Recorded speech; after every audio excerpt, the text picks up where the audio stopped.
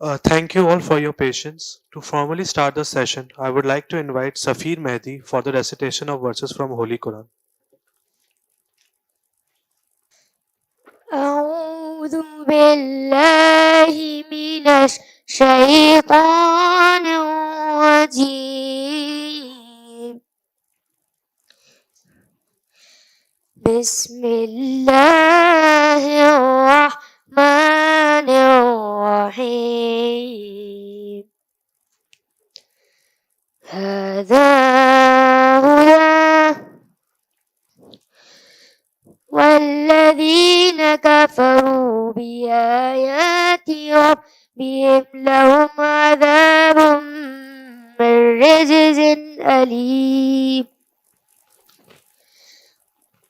الله الذي سخر لكم البحر لتجري الفلك فيه بأمره ولتبتغوا من فضله ولعلكم تشكرون وسخر لكم ما في السماوات وما في الأرض جميعا منه إن في ذلك لآية لقوم يتفكرون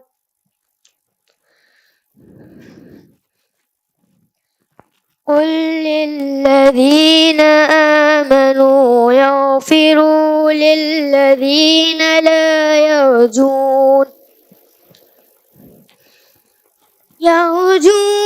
أيام الله ليجزي قوما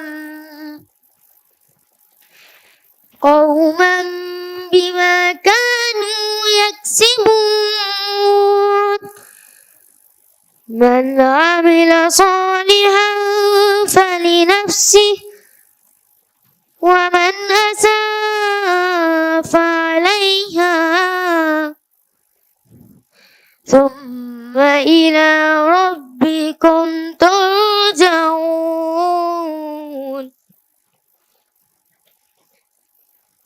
ये कुरान हिदायत है और जो लोग अपने परवरदिगार की आयत का इनकार करते हैं इनके लिए दर्दनाक अजाब की सख्त सजा होगी।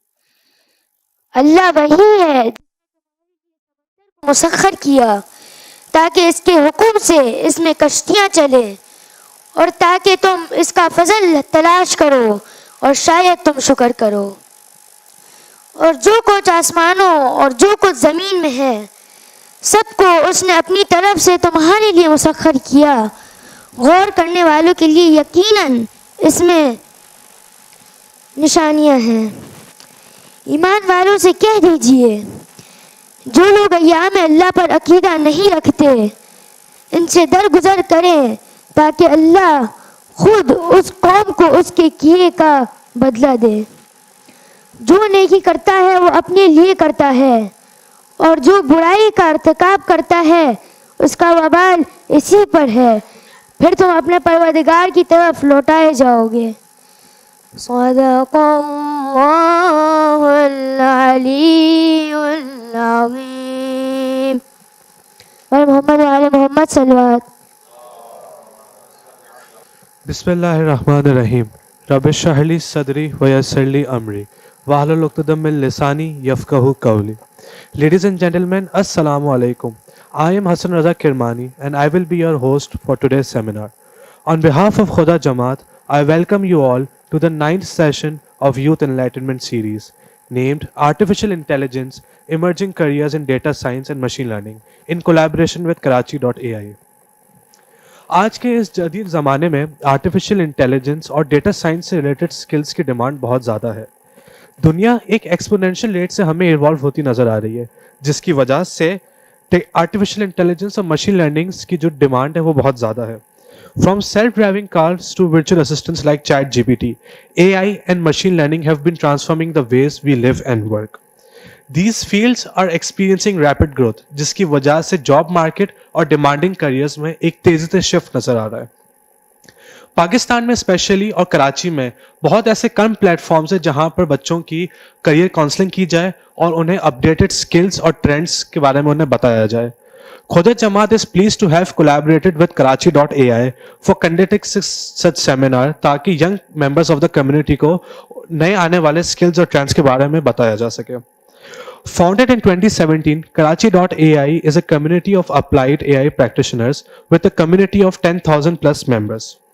And they are on a mission to educate masses about artificial intelligence and machine first era so that they can acquire and learn new skills for the jobs of the future. The seminar will cover a wide range of topics including latest trends, technologies and future career prospects in AI, as well as give a chance to the members to connect and network with the like-minded individuals and successful entrepreneurs of the community. I would not like to invite Mr. Mehdi Hassan Haryani, Managing Member Committee of Khoda Jamaat, to further emphasize on the need of the session. Thank you, Hassan.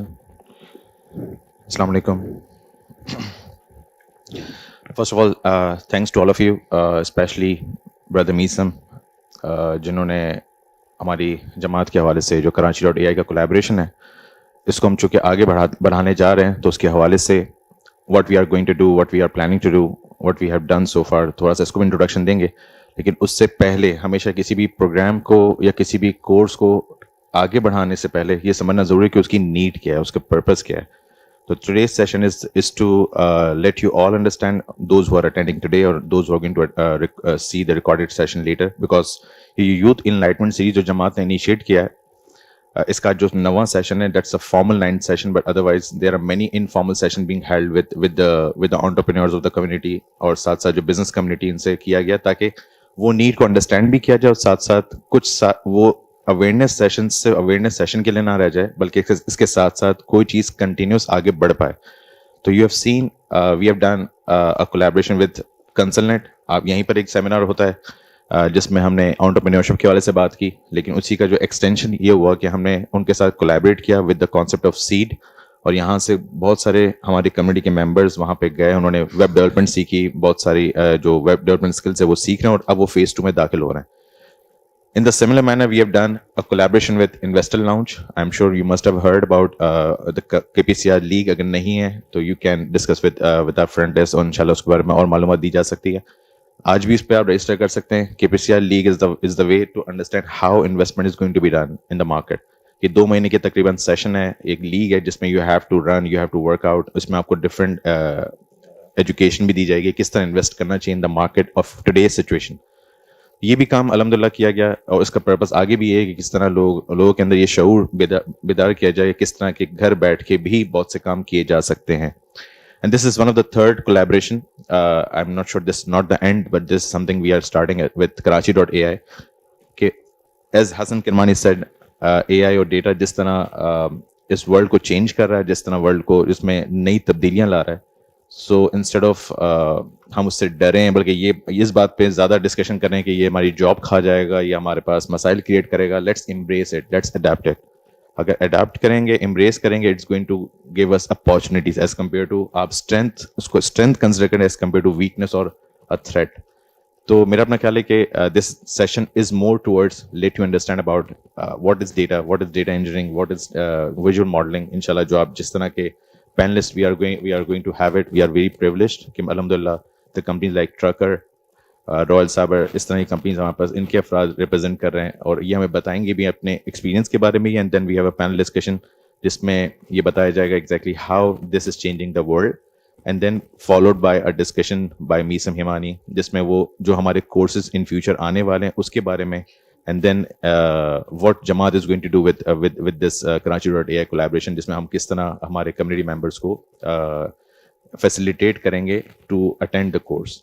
तो ये इस का sort of खाका है what's happening, what's going to happen today इंशाल्लाह। So again as on a formal note from Khoja Pir Ayesha session Jamat, we would like to welcome Karachi.ai and all the panelist session, or inshallah we would look forward कि इंशाल्लाह आपके इल्म के ज़रिए, आपके experience के ज़रिए इंशाल्लाह बेहतर से बेहतर कोई चीज़ इंशाल्लाह लेके भी जाएंगे. And again, at the end of the day, for all the participants, it's not the end, it's the start. It's the awareness session, but followed by the courses we are going to have it with the collaboration of Karachi Data, and that's going to inshallah be in progress in future as well. Thank you. Thank you so much, Mehdi Bhai, for formally opening the session. I would now like to invite Mr. Misam Raza Himani to formally introduce Karachi.ai to the community members. Mr. Misam is the founder of Karachi.ai and currently Vice President Business Intelligence at NBP Funds Management Limited. He has done specialization in machine learning from University of Washington, as well as various courses in business intelligence and visualization from University of California and University of Colorado. We are glad to have such experienced and qualified individuals amongst ourselves. So please welcome Mr. Misam Raza Himani. अस्सलाम वालेकुम. So meanwhile presentation setup हो जाती है, तो thank you for Jamaat for inviting and thank you Hassan for introducing. All right, so मेरा introduction तो करा दिया था और मैं अपने introduction पे ज़्यादा वक्त नहीं लगाऊंगा. So if you want to Google out, आप देख सकते हैं कि क्या क्या काम किया है. लेकिन मैं अपनी जो जर्नी है उससे आपको इंस्पायर करने आया हूँ, ताकि आप लोग जो है वो उस जर्नी का पार्ट बने और वो स्किल सीखें और आप भी मेरी जगह आएँ और ये इसी तरीके से ये साइकिल चलती रहे. So Karachi.ai is an organization that was founded in 2017. इसके पीछे एक इंटरेस्टिंग स्टोरी है और वो स्टोरी मैं हमेशा नरेट करता हूँ टू ऑल न्यू कमर्स जिनको नहीं मालूम होता कि किस तरीके से जो है वो आपको एक इदारा चलाना होता है. सो बैक इन 2017 मुझे एक अपॉर्चुनिटी मिली थी जिसके अंदर मुझे किसी ने कहा कि यार ये City.ai की एक एम्बेसडरशिप है. एंड अगर मैं उससे थोड़ा सा भी पहले ले जाऊँ तो आई वॉज डूइंग ACCA और मेरा लास्ट प्रोफेशनल का एग्जाम था. आप सब लोगों को मालूम है, सब लोगों को लगता होगा कि ACCA is a very hard qualification to do और ACCA कर लेना ही बड़ी बात है, राइट? और कोई बड़ी बात नहीं है. कोई भी काम आपके लिए मैट्रिक में 9 आसान थी, 9 में 9 मुश्किल थी. ऐसी तो ACCA करना कोई मुश्किल काम नहीं है. अगर आप इंस्पायर्ड हैं, आप पैशनेट हैं और थोड़े से इंटेलिजेंट हैं तो कर सकते हैं, कोई मसला नहीं. बट वो लास्ट पेपर मेरा मुझे याद है P7 का ऑडिट का पेपर था और उसके अंदर मेरे पास एक यूट्यूब पे एक ऐड आता है, डू डेटा साइंस स्पेशलाइजेशन, और उस ऐड पे मैंने क्लिक किया. For me that was an inspiration for an opportunity. मतलब ये कि वो शायद ऐड नहीं आता, कोई वो ऐड चलाता नहीं, तो आज ये इदारा और मीसम यहाँ भी एग्जिस्ट नहीं करता, राइट? क्योंकि वो एक टर्निंग पॉइंट होता है ना, हम सबको एक टर्निंग पॉइंट चाहिए होता है. वहाँ से ये इदारा स्टार्ट हुआ और फिर मैं इस नेटवर्क का हिस्सा बना, City.ai का पार्ट बना और वहाँ पर मुझे अपॉर्चुनिटी मिली कि आप इसका Karachi.ai का चैप्टर स्टार्ट करें. So when I went to the interview तो उन्होंने मुझसे सवाल पूछा कि बहुत पैशनेट, बहुत अच्छी बात है कि आप ये चीज़ें करना चाहते हैं. मैं बचपन से बहुत ज़्यादा प्रोग्रामिंग एफिशिएंट था, तो मैं शायद मुझे याद है कि मैं F9 का पेपर था एंड जिफ एक प्लेटफॉर्म होता है, ग्रीन आइलैंड यूथ फोरम, तो वहाँ पर जावा का एक कोर्स हो रहा था. तो I was one of the only freak जो कि बिजनेस बैकग्राउंड से था और वो जावा सीखने आया था और बाकी सब लोग CS के लोग थे, तो उसमें माजू, फास्ट और डिफरेंट लोग मौजूद थे, right? So eventually what ended up, अब मैं यहाँ पे किसी CS बैकग्राउंड वाले की बात नहीं कर रहा हूँ, लेकिन स्पेसिफिकली अगर मैं समझाऊँ तो दुनिया जिस तरफ जा रही है वो citizen data scientist, citizen developers की तरफ जा रही है. मतलब ये कि इस वक्त डेवलपमेंट एक स्पेशलाइज्ड फील्ड है, बट व्हाट पीपल वांट कि डेवलपर्स के पास जाना पड़ता है, रिक्वायरमेंट देनी पड़ती है, सब चीज़ें मिलनी पड़ती है. लेकिन आज जिस तरफ दुनिया जा रही है वो लो कोड और नो कोड टूल्स की तरफ जा रही है, जिसमें आप ड्रैग एंड ड्रॉप, आप सब लोगों ने कैनवा यूज़ किया होगा, ऐसे ही हाउ ईजी, मतलब फोटोशॉप एक स्पेशलाइज फील होती थी, मगर आज आपको बैनर डिज़ाइन करना है तो you can go in Canva and easily design. So इसी तरीके से बहुत सारी फील्ड्स डिस्टर्ब हो रही है low code no code tool से. So coming back to the point, वहाँ पर मैंने इस इंटरव्यू को स्केड्यूल किया और उन्होंने मुझे ये दावत दी कि भाई सवाल जैसे इंटरव्यू पूछते हैं, आप कम्युनिटी को क्यों ज्वाइन करना चाहते हैं, आपका रोड मैप क्या है, आप क्या करेंगे हमारे के लिए. कोई भी एम्बेसडरशिप साइन करता है तो ऐसी सवाल करता है. तो उन्होंने मुझसे एक सवाल पूछा जो कि उन्होंने बड़े अच्छी नीयत से पूछा कि पाकिस्तान का AI में क्या रोल, क्या करूँ. उस टाइम पे 2017 में डेटा साइंस, AI ML जो अभी बड़ा कूल है, वो उस टाइम पे कूल नहीं होता रहा, राइट? तो उन्होंने मुझसे ये सवाल पूछा, तो मैंने उनसे इसके कहा कि आप मुझे 1 साल का टाइम दें ताकि मैं ये रोड मैप डेवलप करूं और ऐसा इदारा बनाऊं जो कि लोगों को एनलाइटमेंट करे कि क्यों AI ML डेटा साइंस ज़रूरी है. मतलब ये कि हमें एज अ कम्युनिटी ये सोचना चाहिए कि अगर कोई चीज़ नहीं हो रही और अगर उसका होना ज़रूरी है तो लेट्स स्टेप फॉरवर्ड. अगर उसकी बेस नहीं है तो बेस डालते हैं. ये सारे दोस्त मेरे साथ आए हुए हैं और आप लोग भी फ्यूचर के अंदर, ये कारवान ऐसी बनता है कि एक बंदे ने कारवान स्टार्ट किया तो बाकी लोग भी उसके साथ पार्ट बन गए. तो मैं आप सबको इनवाइट करूंगा कि you all guys can create many of those Karachi है. कराची है कि इस वक्त आबादी है 2.5 करोड़ 3 करोड़, पता नहीं मेरा अपना सेंसस है, लेकिन सेंसस के मुताबिक भी इसी तरीके से। तो इतनी सारी आवाम को फैसिलिटेट करने के लिए ऐसे बहुत सारे इदारे चाहिए ताकि सब लोग स्केल अप हो सकें। सो 2017 में मैंने इस इदारे की बुनियाद रखी और इसके मेन 3 अहदाफ थे जो कि यहाँ पे शायद आपको काफ़ी हद तक रिफाइंड बेसिस पे 3 एजेंडाज में मिल रहे हैं। Awareness, engagement and empowerment. Awareness क्या है? वही 2017 का मिशन कि लोगों को बुलाओ, बिठाओ, उनके डोमेन को डिस्कस करो और ये बताओ कि AI ML data science future के अंदर उनके डोमेन को कैसे चेंज करी। So we have done a lot of quarterly meetups. अभी हमारा एक और क्वार्टरली मीटअप इंशाल्लाह आ रहा है जिसके बारे में जिक्र करूंगा। क्वार्टरली मीटअप्स का मकसद क्या है? एक तो हमारे यहाँ पे बैठ के, ये जो आज का सेशन है ना, ये हमारा कल्चर नहीं है बहुत ज़्यादा, तो मैं इस पे दाद दूंगा मेहदी भाई एंड ऑल द टीम, जिनका मैं नाम नहीं ले सका हूँ, ओवरऑल टीम की बात करूंगा कि जिन्होंने इस कल्चर को इंट्रोड्यूस किया है कि आए, बैठे, बात करें, सीखें और एक दूसरे से आगे बढ़ें। तो ये कल्चर नहीं है। तो क्वार्टरली मीटअप्स का मकसद यही है कि नेटवर्किंग इस तरह के इवेंट्स में करना और ऐसे स्पीकर्स को इंडस्ट्री से बुलाना जो AI ML डेटा साइंस के ऊपर बात करें और ये समझाएं लोगों को कि कैसे फाइनेंस डिस्टर्ब हो रहा है, कैसे ह्यूमन रिसोर्स इंडस्ट्री डिस्टर्ब हो रही है, कैसे legal area, legal tech disturb हो रहा है। We did one of our events at AKU। Amazed doctors, 250 plus doctors ने हमारे इस इवेंट को अटेंड किया, who are interested to know how AI is disrupting healthcare. So every industry is being changed by a rapid development in AI. अब यहाँ पर awareness, engagement, empowerment है। मैं इसको, अपने बोर्ड का इंट्रोडक्शन है, मेरी टीम है वंडरफुल और जिन्होंने ये इनेबल किया। सो जाहिर सी बात है कि इदारा किसी भी एक अकेले फर्द से नहीं चलता, तो मेरी टीम का क्रेडिट है जो कि हमें इनेबल करती है। अवेयरनेस के अंदर what we do is we invite different speakers on different topics. So अगर आप नोटिस करें कि आपको लेफ्ट साइड पे नजर आ रहा होगा, this is the snapshot of the AKU session जो आसान में हुआ है, और राइट साइड पे शायद आपको स्नैपशॉट नजर आ रहा होगा, NIC कराची का लोगो लगा हुआ है, national incubation centre. So we did one of the events for our startups as well. So different topics पे हम डिस्कशन करते हैं और मैं दावा दूंगा कि कम्युनिटी मेंबर्स जो है वो इस इवेंट्स को ज्वाइन करें। देखिए, आपका टर्निंग पॉइंट कौन सा है, वो कौन सा वाला इवेंट है टर्निंग पॉइंट, वो आपको नहीं पता, तो अपने आप को एक मौका दें, ऐसे इवेंट्स का पार्ट बने ताकि आपको चीज़ों की नो-हाउ और पता चले। डिफरेंट इसके अंदर हमने यूनिवर्सिटीज़ के साथ कोलैबोरेट किया। अगर 2017 से अगर आप क्वार्टरली फ्रीक्वेंसी पे लगा लें तो तकरीबन 16-17 मीटअप्स बनते हैं।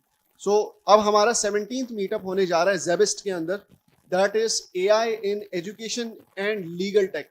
आप सबको मालूम है कि आज आपको कोई भी चीज़, नई चीज़ सीखनी होती है तो आप ChatGPT पे जाते हैं और बोलते हैं एक्सप्लेन मी लाइक अ 5-year-old किड। तो क्या करता है? आपको बहुत आसान तरीके से समझाता है, ऐसा कि किसी इंस्ट्रक्टर ने भी नहीं समझाया आपको ऐसा। Correct? Another profession is the legal tech, जो डॉक्यूमेंट बना रहे हैं, कॉन्ट्रैक्ट्स बना रहे हैं। There is a lot of thing that is repetitive in a sense. वो सारी चीजें फ्यूचर के अंदर ChatGPT और उससे जैसे मिलते जुलते प्लेटफॉर्म्स काम करेंगे ये सारी।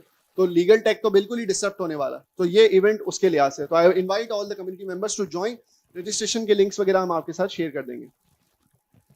कुछ स्टार्टअप्स हैं जो हमारे साथ फीचर हुए हैं और हमारा मकसद भी यही है कि वो कंपनीज जो कि AI ML डेटा साइंस को इस्तेमाल करती हैं उनको हम उजागर करें और ग्लोबल लैंडस्केप पर उनको प्रेजेंट करें।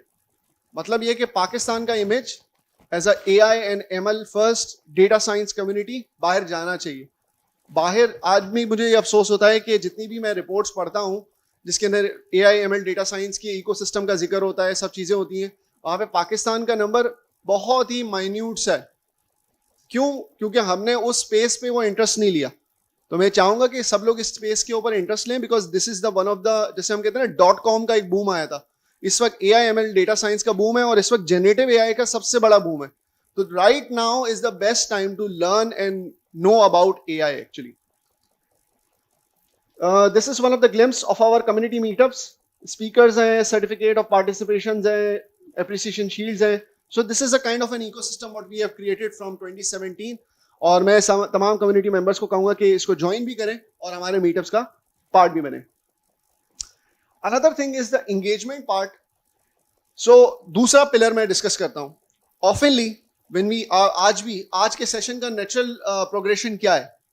आज आप लोग जानेंगे AI ML डेटा साइंस क्या है, किस तरीके से इसका बडिंग फील्ड है, क्या इसकी अफादियत है। अब आपका नेक्स्ट स्टेप ये होगा कि हम इसको सीख कैसे सकते हैं ऐसी। सो हमारे पिलर्स भी ग्रेजुअल प्रोग्रेशन पे है। Once you are aware, now engage with us. हमने दो तरह के ट्रेनिंग पॉइंट्स बनाए. One of the thing is education for all, जिसको हम ये कहते हैं AI फॉर एवरीवन. KarachiDOTAI.com/free ये हमने एक रिसोर्स पॉइंट बनाया है. ठीक है, आप लोग चाहें तो उसको लिख भी लें, हम लोग आपको ईमेल भी कर देंगे इसके बारे में. इस पर जाकर आप फ्री AI/ML डेटा साइंस के रिसोर्सेज पढ़ सकते हैं online. We have done two things. एक तो फ्री यूट्यूब के ऊपर हमने आपके लिए पूरी प्लेलिस्ट क्यूरेट की हुई, तो आपके सारे रिसोर्सेज वहां पे जमा किए हुए कि अगर मैं बिगनर लेवल से स्टार्ट करना चाहता हूं और एडवांस लेवल तक सीखना चाहता हूं डिफरेंट कॉन्सेप्ट्स को, तो मैं कैसे सीख सकता हूं. Another thing is the one of the only community we are privileged is our MOU with Coursera.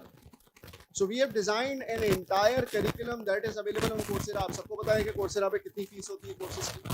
So you get those courses for free.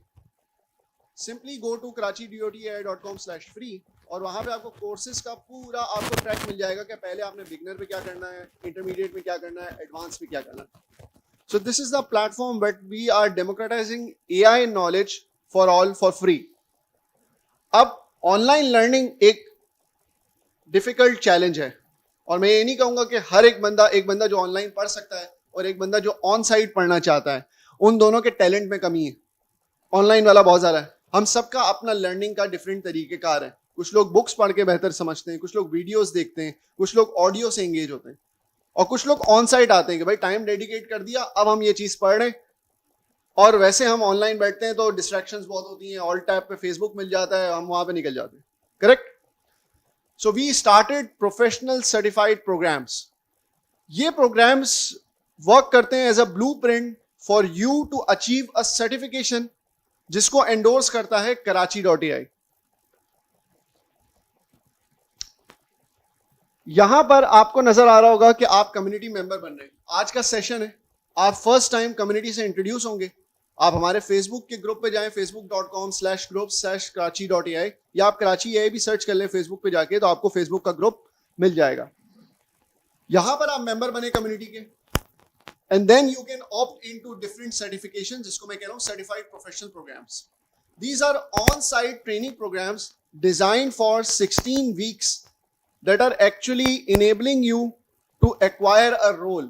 तो ये रोल बेस्ड सर्टिफिकेशंस है. 3 तरह की सर्टिफिकेशंस है: certified data analyst, certified visualisation expert and certified data engineer. Now these are not the only roles that exist in market for data. इसके अलावा भी बहुत सारे रोल्स हैं, but these are the major ones जिनसे आप अपनी किक स्टार्ट कर सकते हैं कैरियर को और स्टार्ट कर सकते हैं इस $1 बिलियन फील्ड के अंदर. इसके अलावा हमारे इदारे का मकसद ये है कि ना सिर्फ कराची के अंदर वो चीज़ें पढ़ाना जो कि शायद दुनिया बहुत आगे लेवल तक पढ़ चुकी है, इसके साथ साथ हमारे इदारे का मकसद ये है कि वो कटिंग एज कोर्सेज जो आप ऑनलाइन देखते हैं, इंडिया में हो रहे हैं, स्पेन में हो रहे हैं, यूरोप में हो रहे हैं, अमेरिका में हो रहे हैं, उनको लोकली लॉन्च करना. सो हम यहाँ पर काम कर रहे हैं कंप्यूटर विजन के कोर्सेज पे, जियो स्पेशल एनालिटिक्स पे, NLP कोर्सेज पे, जिनको हम कराची में इंशाल्लाह लॉन्च करेंगे. We have around a 500+ alumni batch with us. 2017 से हम लोग ये चीजें पढ़ा रहे हैं. So फायदा क्या है कि these guys will be really favored to opt into these advanced specializations. लेकिन इसके लिए सबसे पहले आपके पास क्या होना चाहिए? Basics होनी चाहिए. Correct? These are the 3 flagship programs. अगर आप कोने पे नोटिस कर रहे होंगे, previously associated with FAST. So Karachi is one of the only privileged organization as a community that has worked with FAST for past 5 years. Recently we have come up with a conclusion with them और अब हम अलंद academy के साथ काम कर रहे हैं. But आपको पता है कि FAST किसी भी ऐसे इदारे के साथ काम नहीं करता जो क्रेडिबल ना हो, जो एक सर्टेन रेपुटेशन का मालिक ना हो. So this is a privilege for our community to join in, avail these programs और आपको एक स्टैंडर्ड ऑफ कोर्सेज आप यहाँ पे मुहैया होंगे. कोर्सेज के बारे में क्या है, क्या पढ़ते हैं, क्या नहीं है, वो सारी जर्नी जो है वो मैं पैनल डिस्कशन के बाद आपको डिटेल करूंगा, कोर्सेज के बारे में भी और इन सारी चीजों के बारे में भी. The third pillar is the empowerment. Empowerment क्या है? जैसे हमारी कम्युनिटी को काफी लोगों ने सपोर्ट किया. आई स्टिल रिमेंबर 2017 में हमारा पहला मीटअप था. हमारे पास एक ऑर्गेनाइजेशन होती है टेक पाकिस्तान, उन्होंने हमें सारे रिसोर्सेज अरेंज करके दिए. 10 Pearls केम फॉरवर्ड, उन्होंने हमें वेन्यू अरेंज करके दिया और पहला हमारा मीटअप था 30 लोगों का. So we know how to tackle the crowd from 30 people to 300 people. मतलब ये कि जैसे हमें किसी ने एम्पावर किया, ऐसे हमारी कोशिश है कि हम दूसरी कम्युनिटीज़ को एम्पावर करें। आप लोग सब लोग जानते हैं कोड गर्ल्स, कंसलनेट और दूसरी बहुत सारी कम्युनिटीज़ हैं। हम उनके साथ टीम अप होते हैं, उनके एजेंडाज को भी पुश फॉरवर्ड करते हैं और इसी तरीके से दूसरी कम्युनिटीज़ को भी हम हेल्प आउट करते हैं। अनदर क्रूशल थिंग जो हमसे रिक्वेस्ट की गई थी वो ये थी कि सर आपने ये बता दिया कि AIML data science is the future, आपने एजुकेशनल कोर्सेज भी दे दिए, ऑनलाइन करना है तो ऑनलाइन करो या ऑन साइट ट्रेन होना है तो ऑन साइट ट्रेनिंग कर लो। अब अगर एम्प्लॉयमेंट नहीं मिल रही, अगर इन स्किल्स को लेने के बाद एम्प्लॉयमेंट नहीं मिल रही तो फिर क्या फायदा है education, correct? So we designed an entire ecosystem of companies that are partnered with us. And we have mapped into it a Karachi AI opportunity circle. तो अगर आप लोग देखना चाहें, नॉट श्योर कि कितना टाइम में हमारी गुंजाइश है, मैं बाद में आप लोग को लिंक शेयर कर दूंगा, सो आप लोग लिंक लिख लें karachi.dotai.com/careers. If you are looking for AI/ML data science jobs curated from the industry by our volunteers, just go to karachi.dotai.com/careers. आपको पूरी karachi.dotai.com, right? Dot is spelled actually DOT. This is the opportunity circle. आप लोग इस website पे जाएंगे तो आपको नजर आएगा कि हमारे पास क्या क्या अपॉर्चुनिटीज मौजूद है। तो आपको जरा रिवर्स भी समझ में आएगा कि वो कोर्सेज जो हम आपको कम्युनिटी प्लेटफॉर्म से ऑफर कर रहे हैं, these are employable and sellable skills both in on-site job market, also in the remote job space and also in the freelancing market as well. Dollar सब लोगों ने बनाने, सब लोग कह रहे हैं कि यार हाई वेज अर्निंग है, इन्फ्लेशन बहुत ज्यादा है, why are not sell your skill, export your skill, correct? तो आप फ्रीलांसिंग भी इन स्किल्स के जरिए कर सकते हैं। These are some of the companies that we are privileged to partner with, और ये कंपनीज हमारे साथ मिलके हायर करती हैं हमारे तमाम graduates. So how cool, you get a entire ecosystem, you get a community that backs you, you get an endorsed certification, you get companies that are willing to hire your certification, they recognize your certification, और आपके तमाम skills employable skills हैं। ये कुछ universities हैं जिनके साथ हमने काम किया है। These are the communities that have actually supported us, so we are thankful to them. ये कुछ हमारा इम्पैक्ट है। अब अगर एक छोटी सी कम्युनिटी इतना बड़ा इम्पैक्ट बना सकती है तो why not work together and make many more Karachi.ais from this community? You guys are the future heroes, correct? तो मैं दावत दूंगा कि तमाम कम्युनिटी मेंबर्स हमारे फेसबुक ग्रुप को ज्वाइन करें और आहिस्ता आहिस्ता इस कम्युनिटी के अंदर लीडरशिप पोजीशन को लेते जाएं।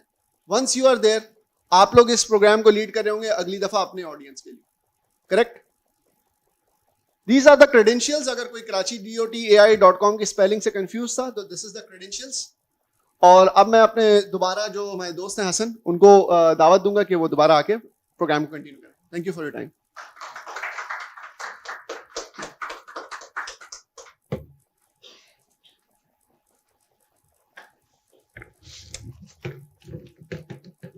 Thank you so much, Misam bhai, for enlightening us about Karachi.ai. अभी हम अपने सेमिनार के दूसरे सेक्शन की तरफ बढ़ते हैं जो कि एक पैनल डिस्कशन है, जहां पर गेस्ट आर्टिफिशियल इंटेलिजेंस और डेटा के हवाले से मुख्तलिफ चीज़ें बताएंगे कि like what is data engineering, what is statistics and how it is visualized. So the discussion will be moderated by Mr. Mohammad Tawqir, who is currently Deputy Manager Business Intelligence at NBP Funds. He has previously worked as data scientist at SIR Consultants and holds a bachelor's degree in actuarial science and risk management.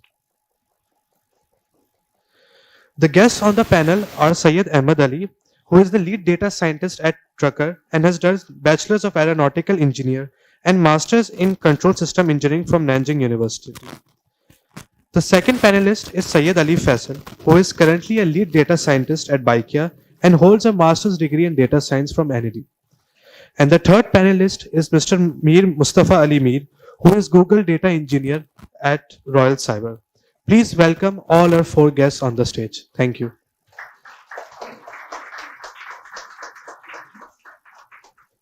Thank you, Mr. Hassan, for inviting us.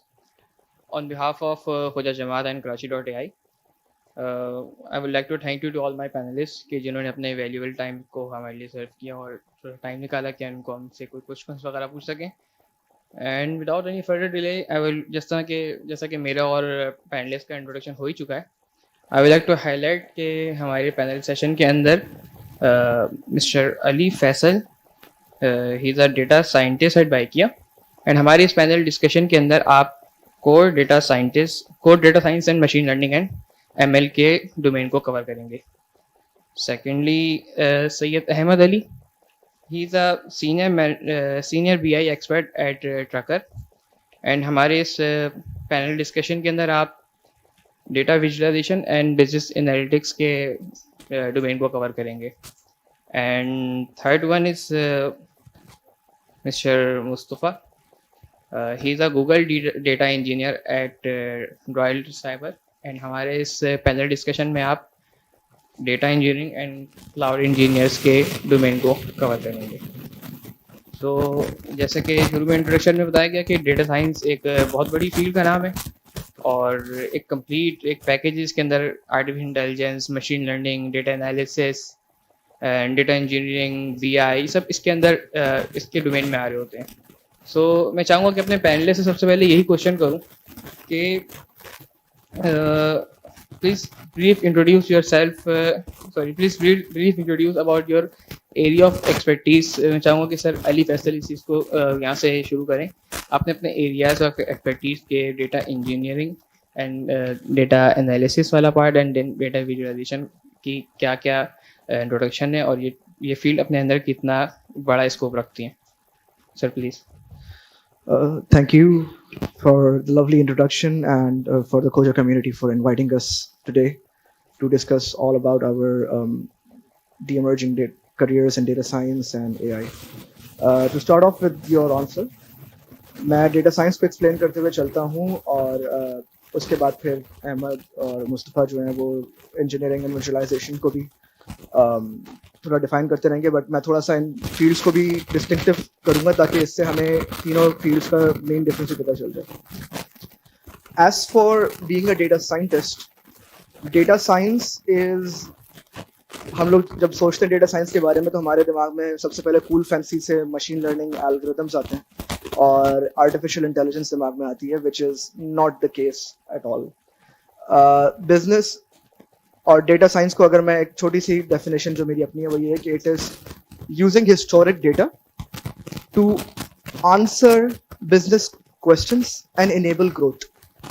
अब इस business question को answer करने के लिए आप जो है और ग्रोथ को इनेबल करने के लिए आप किन टूल्स का इस्तेमाल करते हैं, चाहे वो आपके पास बेसिक एनालिसिस से आंसर हो जाए, चाहे वो आपके पास स्टेटिस्टिकल मॉडल्स से आंसर हो जाए, या चाहे फिर आपके पास वो फॉरकास्टिंग और प्रेडिक्टिव एनालिटिक्स और मशीन लर्निंग और AI की इम्प्लीमेंटेशन से आंसर हो जाए. The main goal for a data scientist is कि वो ग्रोथ एक कंपनी की बढ़ाए by in using historic data and then you leveraging that data in order to gain more business. एक बहुत अच्छी डेफिनेशन हमारे जो बॉस हैं वो बोलते हैं कि जब आप एक कंपनी में होते हो या एक स्टार्टअप होते हो या कोई भी बिजनेस में होते हो, you are either saving money और you are making money. That is what makes you profitable. तो आज के जमाने में हिस्टोरिक डेटा से सीख कर अपने बिजनेस का पैसा बचाना या पैसा बढ़ाना is the core responsibility of a data scientist और and a data analyst as well to some extent. That is a brief introduction from my side. Data visualization and data engineering को मुस्तफ़ा और अहमद बताएंगे. Assalamu alaikum. Please continue. So first of all, I'm gonna thank everybody here for coming here and giving such a great introduction about me. So I am expert in data visualizations and analytics.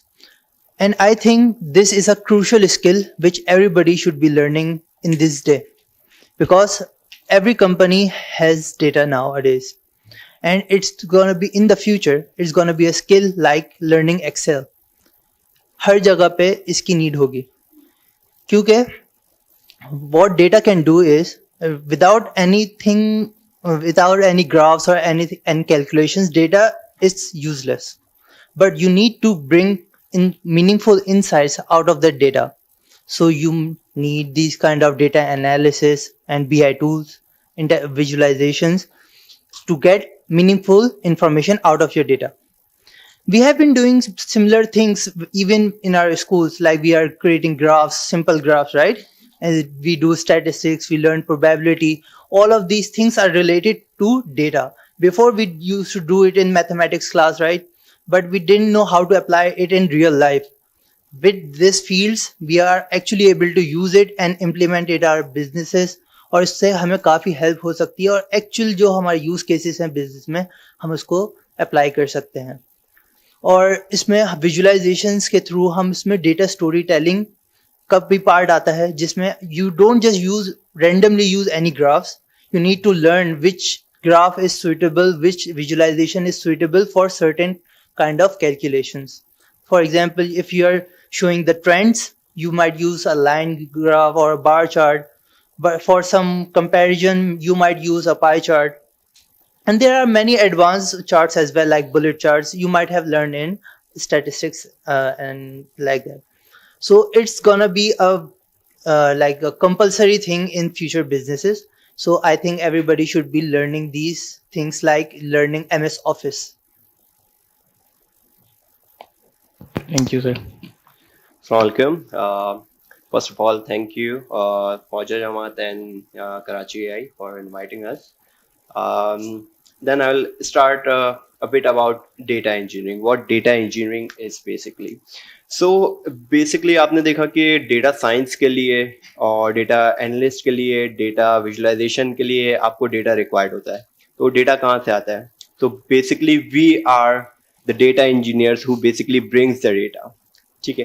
तो data कहाँ से collect किया जाता है? Data की multiple sources होती हैं आपकी. ठीक है. डेटा आपके मोबाइल फोन से जनरेट हो रहा है, आपके गैजेट्स हैं.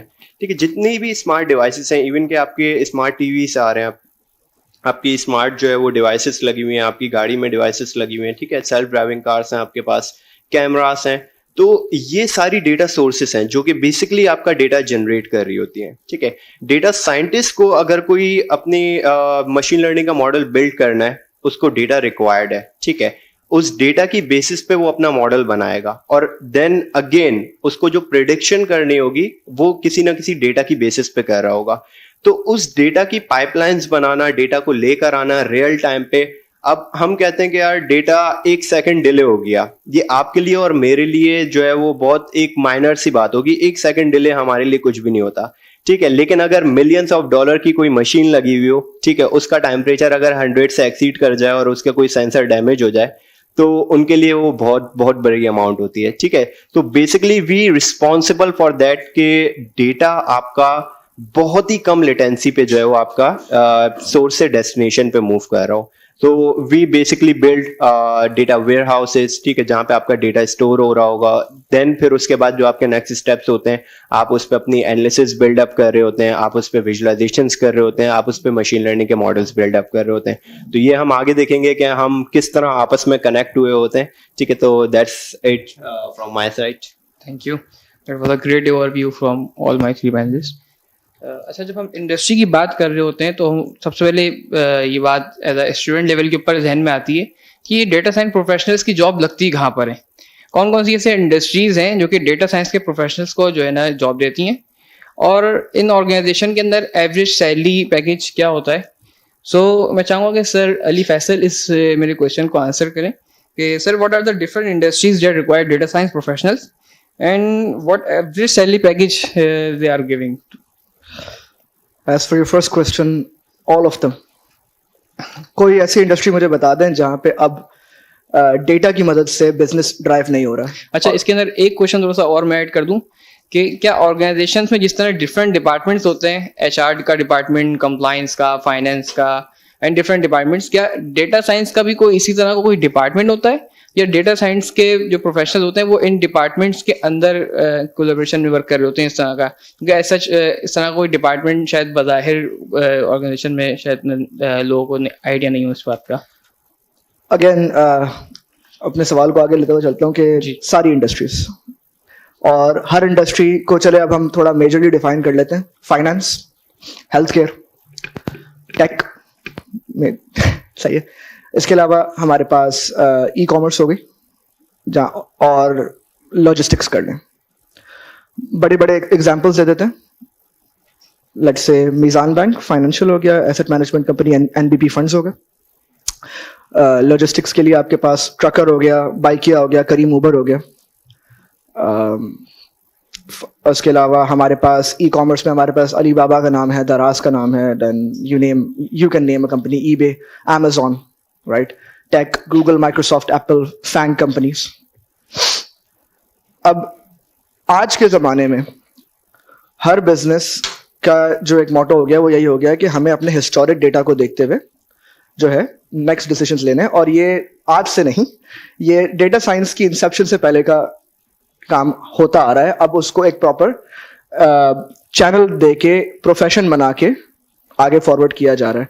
So to answer your question, ये चीज इवन बिफोर कंप्यूटर्स ये चीज एग्जिस्ट करती थी कि आपने अपने पास्ट एक्सपीरियंसेस की बेसिस पे नेक्स्ट डिसीजंस को किस तरीके से लेना है, right. Now we have a proper channel for it, और अब हर डिपार्टमेंट ने उस चीज की एनालिसिस करके उस इम्पोर्टेंट की उस आंसर की इंपॉर्टेंस को रियलाइज करके एक अपना बीआई डिपार्टमेंट बना लिया है। अब बात यह है कि क्या ये बीआई का या डेटा साइंस का डिपार्टमेंट अलग होता है, that totally depends upon company का साइज, कंपनी का बजट। मगर एक छोटी से छोटी कंपनी जो है वो एक डेटा साइंटिस्ट या एक डेटा इंजीनियर लाजमी हायर करेगी in order to manage their data, in order to make reports, so that the C-level management, the CEO, the CTO have proper reports on which they can make their decisions upon, right? As for my company, Baikia has its own department for BI, and that is very closely connected with the departments of marketing, the departments of finance, and the department of operations. Why marketing? क्यों? हम लोगों ने historically देखना है कि जो हम add चला रहे हैं बाइकिया का, वो कितना इफेक्टिव है एंगेजमेंट्स में लाने में, कितने सारे ड्राइवर्स को हमने एक महीने के अंदर ऑनबोर्ड किया है कि नहीं किया है। So we have to work very closely with marketing. Historically हमें ऑपरेशंस को बताना होता है कि हमारे कितने राइडर्स जो हैं वो अपनी राइड्स कंप्लीट कर रहे हैं कि नहीं कर रहे हैं, चर्न कर रहे हैं कि नहीं कर रहे हैं। चर्न का मतलब ये होता है कि वो छोड़ के जा रहा है कंपनी की, नहीं छोड़ के जा रहा है, राइट। और आने वाले वक्त में अगले एक महीने के अंदर कितने ड्राइवर्स ऐसे हैं जो कि हमें छोड़ के चले जाएंगे, कितने कस्टमर्स ऐसे हैं जो कि हमें छोड़ के चले जाएंगे। Then we, along with the operations and marketing, will devise strategies in order to stop that. सही है? Again, मेरे मेन कॉन्सेप्ट को याद रखिएगा कि कंपनी का मेन काम क्या है, पैसे कमाना या पैसे बचाना। Either way, a company is profitable. तो as a data scientist or a BI engineer, you are working closely with every department, and at this time HR के अंदर भी जो है अब हम लोग बहुत ज्यादा इन्वॉल्व हो गए कि हम लोग जो है AI बेसिस के ऊपर, मशीन लर्निंग की बेसिस के ऊपर जो है हम CVs को स्कैन कर लेते हैं। फॉर्मेट खराब होता है या एक्सपीरियंसेस मैच नहीं कर रहे होते तो वो ऑटोमेटिकली स्क्रीन आउट हो जाती हैं। So to answer your question, all departments and as per salary, data scientist की इस वक्त करंट डेटा साइंटिस्ट वैसे आप इंडस्ट्री में जाते ही नहीं लग जाते, सही है। You either start off as a data analyst और अ डेटा इंजीनियर, 2 साल का एक्सपीरियंस करके या मास्टर्स डिग्री लेके you actually gain the title of a data scientist. तो देर आर 95% चांसेस कि अगर आप इस फील्ड को परस्यू करते हैं तो आपका पहला करियर पाथ, अगर आप CS के हैं तो आपका डेटा इंजीनियर का हो सकता है, और अगर नॉन CS या CS के हैं तो आपका डेटा एनालिस्ट हो सकता है। एंड एज पर पाकिस्तान मार्केट, डेटा एनालिस्ट की जो सैलरी होती है starting, that is with in the median range of 75 to 1 lakh. Data engineer की भी कुछ ऐसा ही होती है, और पाकिस्तान से बाहर अगर बात करें तो स्टार्टिंग डेटा एनालिस्ट की सैलरी जो पर एनम होती है वो अराउंड $65,000 पर ईयर होती है। Thank you. Very instructing sir. अच्छा, एक और सोसाइटी का बड़ा अलमिया ये है कि जब स्टूडेंट के यूनिवर्सिटी में जो कुछ पढ़ाया जा रहा होता है, अमूमन ये देखने को मिलता है कि मार्केट के अंदर उससे बिल्कुल अपोजिट तरीके से वर्क हो रहा होता है। सो एज अ स्टूडेंट, जब वो स्टूडेंट पास आउट होता है और अपना करियर जब बिगनर लेवल पे स्टार्ट कर रहा होता है, तो उसको ये चैलेंजेस का सामना करने को मिल रहा होता है कि वो जो कुछ पढ़ कर आया है और जो मार्केट में जिस तरह काम हो रहा है वो टोटली डिफरेंट है। सो मैं चाहूँगा कि आप तीनों पैनलिस्ट अपने अपने ये करके डे टू डे वर्किंग जो आप लोग अपने ऑफिस में कर रहे होते हैं वो मुझे बताएं कि क्या टास्क इन्वॉल्व होते हैं इसके अंदर, एंड किस तरह कंपनी में डिफरेंट डिपार्टमेंट की कोलैबोरेशन में डेटा साइंटिस्ट और डेटा एनालिसिस की वर्किंग और डेटा इंजीनियरिंग की वर्किंग हो रही होती है। मैं चाहूँगा कि सर अहमद पहले आप कंटिन्यू कर लें, देन फिर sir Ali Faisal, then sir Mustafa. तो जिस तरह से अभी अली फैसल ने बताया कि डेटा जो है वो हर डिपार्टमेंट्स में यूज़ होता है. सो फॉर एग्जांपल हम चर्न एनालिसिस करते हैं तो हम एम्प्लॉय के चर्न देख सकते हैं कि कितने हमारे एम्प्लॉयज छोड़ के जा रहे हैं. फिर हम उस पर एनालिसिस कर सकते हैं कि क्या वजह है कि हमारे एम्प्लॉयज छोड़ के जा रहे हैं. Secondly, if we go to operations we can do analysis based on that. फिर मार्केटिंग डिपार्टमेंट होता है. तो हर डिपार्टमेंट की डिफरेंट तरह की एनालिसिस होती है. And when you are studying in a university और फॉर अ डिग्री, वहाँ पे आपको एक्चुअल में ये सारी चीज़ें इतने सारे मल्टीपल डिपार्टमेंट मल्टीपल डोमेन्स की नहीं समझाई जाती. You have to do study and research on your own. You have to work on projects. आप अब तो इंटरनेट का जो ज़माना है उसमें you can find a lot of examples and a lot of data from the internet. There is a website called kaggle.com. You can find a lot of data sets where you can work on data from multiple domains for HR, from e-commerce, logistics. You can find every kind of data over there. So you can try to get those data, work on it, sharpen your skills, and then you will be able to understand more about these things and be able to work better in multiple environments, because data is not just limited to one department. It is utilized in all of the department. For example, I am working in the tech team, but I have to work with other departments as well. I have to collaborate with other departments like sales, operations, HR, and all of them. So basically it is like a versatile field. So you have to work and collaborate with almost every department in the office. Mic on. Thank you Ahmed. Ahmed की बात को आगे ही बढ़ाता हुआ लेके चलूंगा कि the gap between landing a role in the industry and having a university degree. मैं एज अ डेटा साइंटिस्ट आपको बताता हूँ कि यस, जो आप यूनिवर्सिटी में पढ़ते हैं वो आपके काम आता है, या एकेडमिक्स में जो आप पढ़ते हैं वो आपके काम आता है. तो बिल्कुल ये कॉन्सेप्ट अपने दिमाग से निकाल दें कि नहीं यार, पढ़ना ही नहीं है, या मुझे एक प्रोफेशनल डिग्री नहीं लेनी है, स्पेशलाइज डिग्री नहीं लेनी. मेरा रिसेंटली अभी फरवरी में मैंने मास्टर्स अपना डेटा साइंस के अंदर किया, एनईडी के अंदर से. तो मैं अपने मास्टर्स को हटा के बात करता हूँ बिकॉज मेरा मास्टर्स बिल्कुल ही डेटा साइंस के अंदर स्पेशलाइजेशन थी. तो of course that is something that I will be using in the industry. But let's talk about my bachelors in software engineering. तो बैचलर्स के अंदर जो भी इंजीनियरिंग का या फाइनेंस पढ़ेगा तो या बिजनेस बैकग्राउंड में होगा, तो उसको एक कोर्स तो लाजमी उसका कंपलसरी होता है, which is probability in statistics. ठीक है.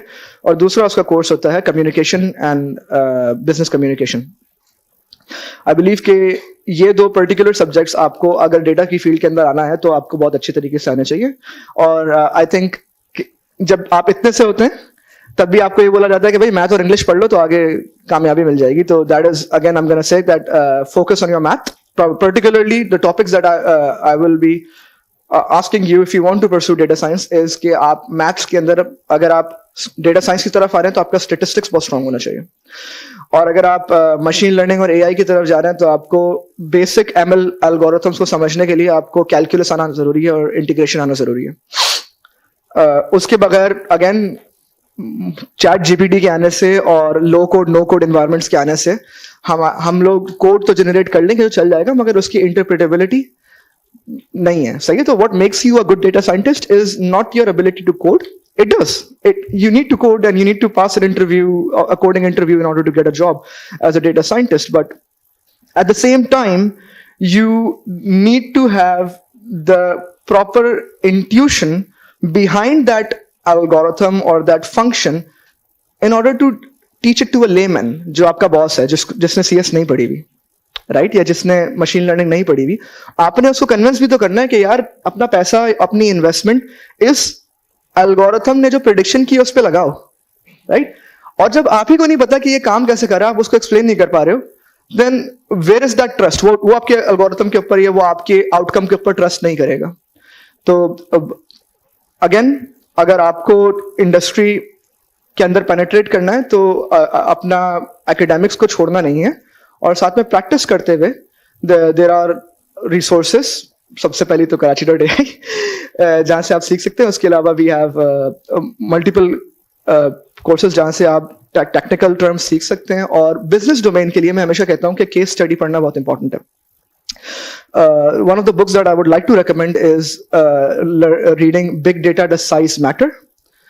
एक किताब का नाम है, लिख लीजिए इसको, big data does size matter, and the second name of the book is lean analytics does size matter. तो ये बहुत ही लेमन लोगों के लिए, इसके अंदर बहुत सारे बिग डेटा के यूज केसेस हैं, कौन कौन सी कंपनीज किस किस तरीके से डेटा को इस्तेमाल कर रही हैं, and for use cases business side of data science, lean analytics, lean LEAN, lean analytics किताब का नाम है, वो जरूर पढ़िएगा। उसके अंदर बहुत सारे यूज केसेस ऐसे हैं जो कि बता रहे हैं कि मैट्रिक्स को किस तरीके से डिफाइन करना है, डेटा साइंस के गोल्स को किस तरीके से डिफाइन करना है, और अपने बॉस को किस तरीके से कन्विंस करना है कि आपके डेटा के ऊपर ट्रस्ट करें। Okay, thank you. अच्छा, मैं जो है बात इस पे करना चाहूँगा जहाँ से आपने स्टार्ट किया था, कि जो चीज़ हमें जो है यूनिवर्सिटीज़ में पढ़ाई जाती है वो हमारी डेली लाइफ में एज अ डेवलपर हमारे कहाँ पे यूज़ होती है। ठीक है, तो हम इस चीज़ पे तो बात करते हैं कि यार जो हमने यूनिवर्सिटी में पढ़ा वो इंडस्ट्री में काम नहीं आ रहा, लेकिन उस चीज़ को सही कैसे करेंगे इस चीज़ पे कोई भी बात नहीं कर रहा होता। So as a alumni of sir Syed university, मैं आपको ऑफिस से ज़्यादा जो है वो सर सैयद यूनिवर्सिटी में मिलूंगा। आई वर्क फ्रॉम होम, और मैं जो है वीक में 1 से 2 मरतबा जो है वो मैं यूनिवर्सिटी के चक्कर लगा रहा होता हूँ। सो द रीजन इज के मैं वहां पे जाके डीन से मिल रहा हूँ, ठीक है, जो हमारे सीनियर पोजीशन पे जो बैठे हुए हैं, हमारे टीचर्स बैठे हुए हैं, उनके साथ डिस्कस कर रहा हूँ। और करंटली आफ्टर 2 इयर्स उन्होंने मुझे फाइनली इनवाइट किया है कि हम अपने कोर्स को डिजाइन जो हुआ हुआ है उनके AI, कंप्यूटर विजन और इस तरह के जो कोर्सेस हैं, उनकी लैब्स और उनका जो पूरा करिकुलम है उसको पूरा इन्हांस करें। किस तरह कर सकते हैं, क्या चीजें पढ़ानी चाहिए इंडस्ट्री में। एक जो सबसे बड़ा प्रॉब्लम आता है वो ये आता है कि एक जो है स्टूडेंट है, उसने बैचलर्स किया, बैचलर्स के फौरन बाद उसने मास्टर्स किया, मास्टर करने के बाद वो इंडस्ट्री में नहीं आया, उसने टीचिंग स्टार्ट कर दी।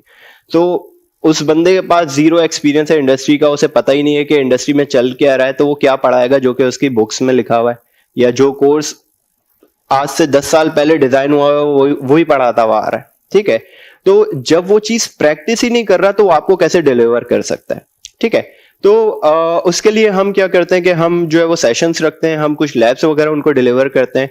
तो आप यहाँ पे एजुकेशनल बैकग्राउंड के यहाँ पे जो है कुछ टीचर्स वगैरह भी बैठे हुए हैं। ठीक है, तो मैं आप लोगों को भी ये रिकमेंड करूंगा, आज हम यहाँ पे बैठे हैं, ठीक है, आज आप लोगों ने देखा कि यार AI, data science, data engineering, ये फील्ड्स हैं, इमर्जिंग फील्ड्स हैं, इन पे काम होना चाहिए। ठीक है, तो डेफिनेटली फिर आप जो है वो कराची AI के साथ कोलैबोरेट करेंगे कि हम अपने स्टूडेंट्स को, ठीक है, मैं ये नहीं कह रहा कि आप जो है वो मैट्रिक लेवल वाले को भी वही चीज पढ़ाएं जो कि आप इंटरमीडिएट वाले को पढ़ा रहे हैं। ठीक है, हर स्टूडेंट के लेवल के मुताबिक जो है वो आप कोर्स डिजाइन कर सकते हैं। आप बेसिक पाइथन उनको कवर करवा सकते हैं। मैं यहाँ पे जानता हूँ, काफी लोगों को जानता हूँ जो कि बेसिकली जो है वो स्टूडेंट लेवल पे हैं, मतलब स्कूल में पढ़ रहे हैं और वो जो है वो पाइथन की प्रैक्टिस कर रहे होते हैं। तो मैं अब यही कहूंगा कि अब जो मतलब आने वाला जो वक्त है ना, उसमें मतलब कोई चीज आपका वेट नहीं करेगी। ठीक है, अगर आप ये सोच रहे हैं कि यार मैं यूनिवर्सिटी से ग्रेजुएट होने के बाद मैं ये ढूंढूंगा कि मुझे क्या करना है, मैं ये जानूंगा, या मैं इंडस्ट्री में जाने के बाद मैं देखूंगा कि अच्छा मुझे ये फील्ड में काम करना है, इंडस्ट्री आपको लेगी नहीं। क्यों? क्योंकि अगर इंटरमीडिएट वाला बंदा आपसे ज्यादा हैंड्स ऑन स्किल लेके बैठा हुआ है तो आपको क्यों रखेंगे वो। ठीक है, तो डेफिनेटली इस चीज पे वर्क होना चाहिए। और डेली अगर रूटीन की हम बात करें तो हम लैंग्वेजेस की अगर मैं बात करूं तो हम पाइथन लैंग्वेज पे काम कर रहे होते हैं, SQL लैंग्वेज पे काम कर रहे होते हैं जो कि बेसिकली आपके डेटाबेसेस से कनेक्टेड होती हैं। ठीक है, और इसी तरह के हम डेटाबेसेस डिजाइन कर रहे होते हैं। ठीक है, आप जो भी मैसेज कर रहे हैं, ठीक है, वो भी कहीं ना कहीं पे जाके तो स्टोर हो रहा है ना। ठीक है, आप व्हाट्सएप पे कोई मैसेज कर रहे हैं, आप फेसबुक पे अगर इवन के लाइक भी कर रहे हैं, किसी चीज को व्यू भी कर रहे हैं, तो वो एक डेटा जनरेट कर रहा है। तो वो सारा का सारा डेटा जो है वो आपके फेसबुक के डेटा सेंटर पे जाके स्टोर हो रहा होगा। सो बेसिकली ये जो सारे काम होते हैं, डेटा की पाइपलाइनिंग हो गई, आपके डेटा को स्टोर करना है, मैनेज करना है, तो ये सारे काम एज अ डेटा इंजीनियर हम कर रहे होते हैं। ठीक है, थैंक यू सर।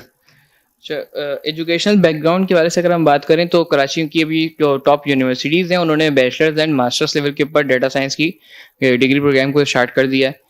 और डिफरेंट यूनिवर्सिटीज़ ने अपने जो कोर्सेज थे उसके अंदर भी थोड़े अमेंडमेंट कर दिए हैं कि उन्होंने AI के कोर्सेज को इंट्रोड्यूस किया है। एक जब मैं कराची AI में पढ़ा तो मेरे साथ एक मेरे फ्रेंड थे बहुत अच्छे, उमैर काजी, उन्होंने डेटा इंजीनियरिंग का भी और डेटा विजुअलाइजिंग का भी कोर्स मेरे साथ किया। इस वक्त वो भी कराची AI से कोर्सेज करने वाले जो खुद पैशनेट थे डेटा साइंस की तरफ, बट उनकी प्रीवियस जो डिग्री वगैरह थी बैचलर्स एंड मास्टर्स की वो मैकेनिकल इंजीनियरिंग की थी, तो जब उनकी एनईडी में एज परमानेंट फैकल्टी जॉब लगी, तो अब वो इस वक्त एनईडी में भी जो है मैकेनिकल इंजीनियरिंग के अंदर एआई के कोर्स पढ़ा रहे हैं।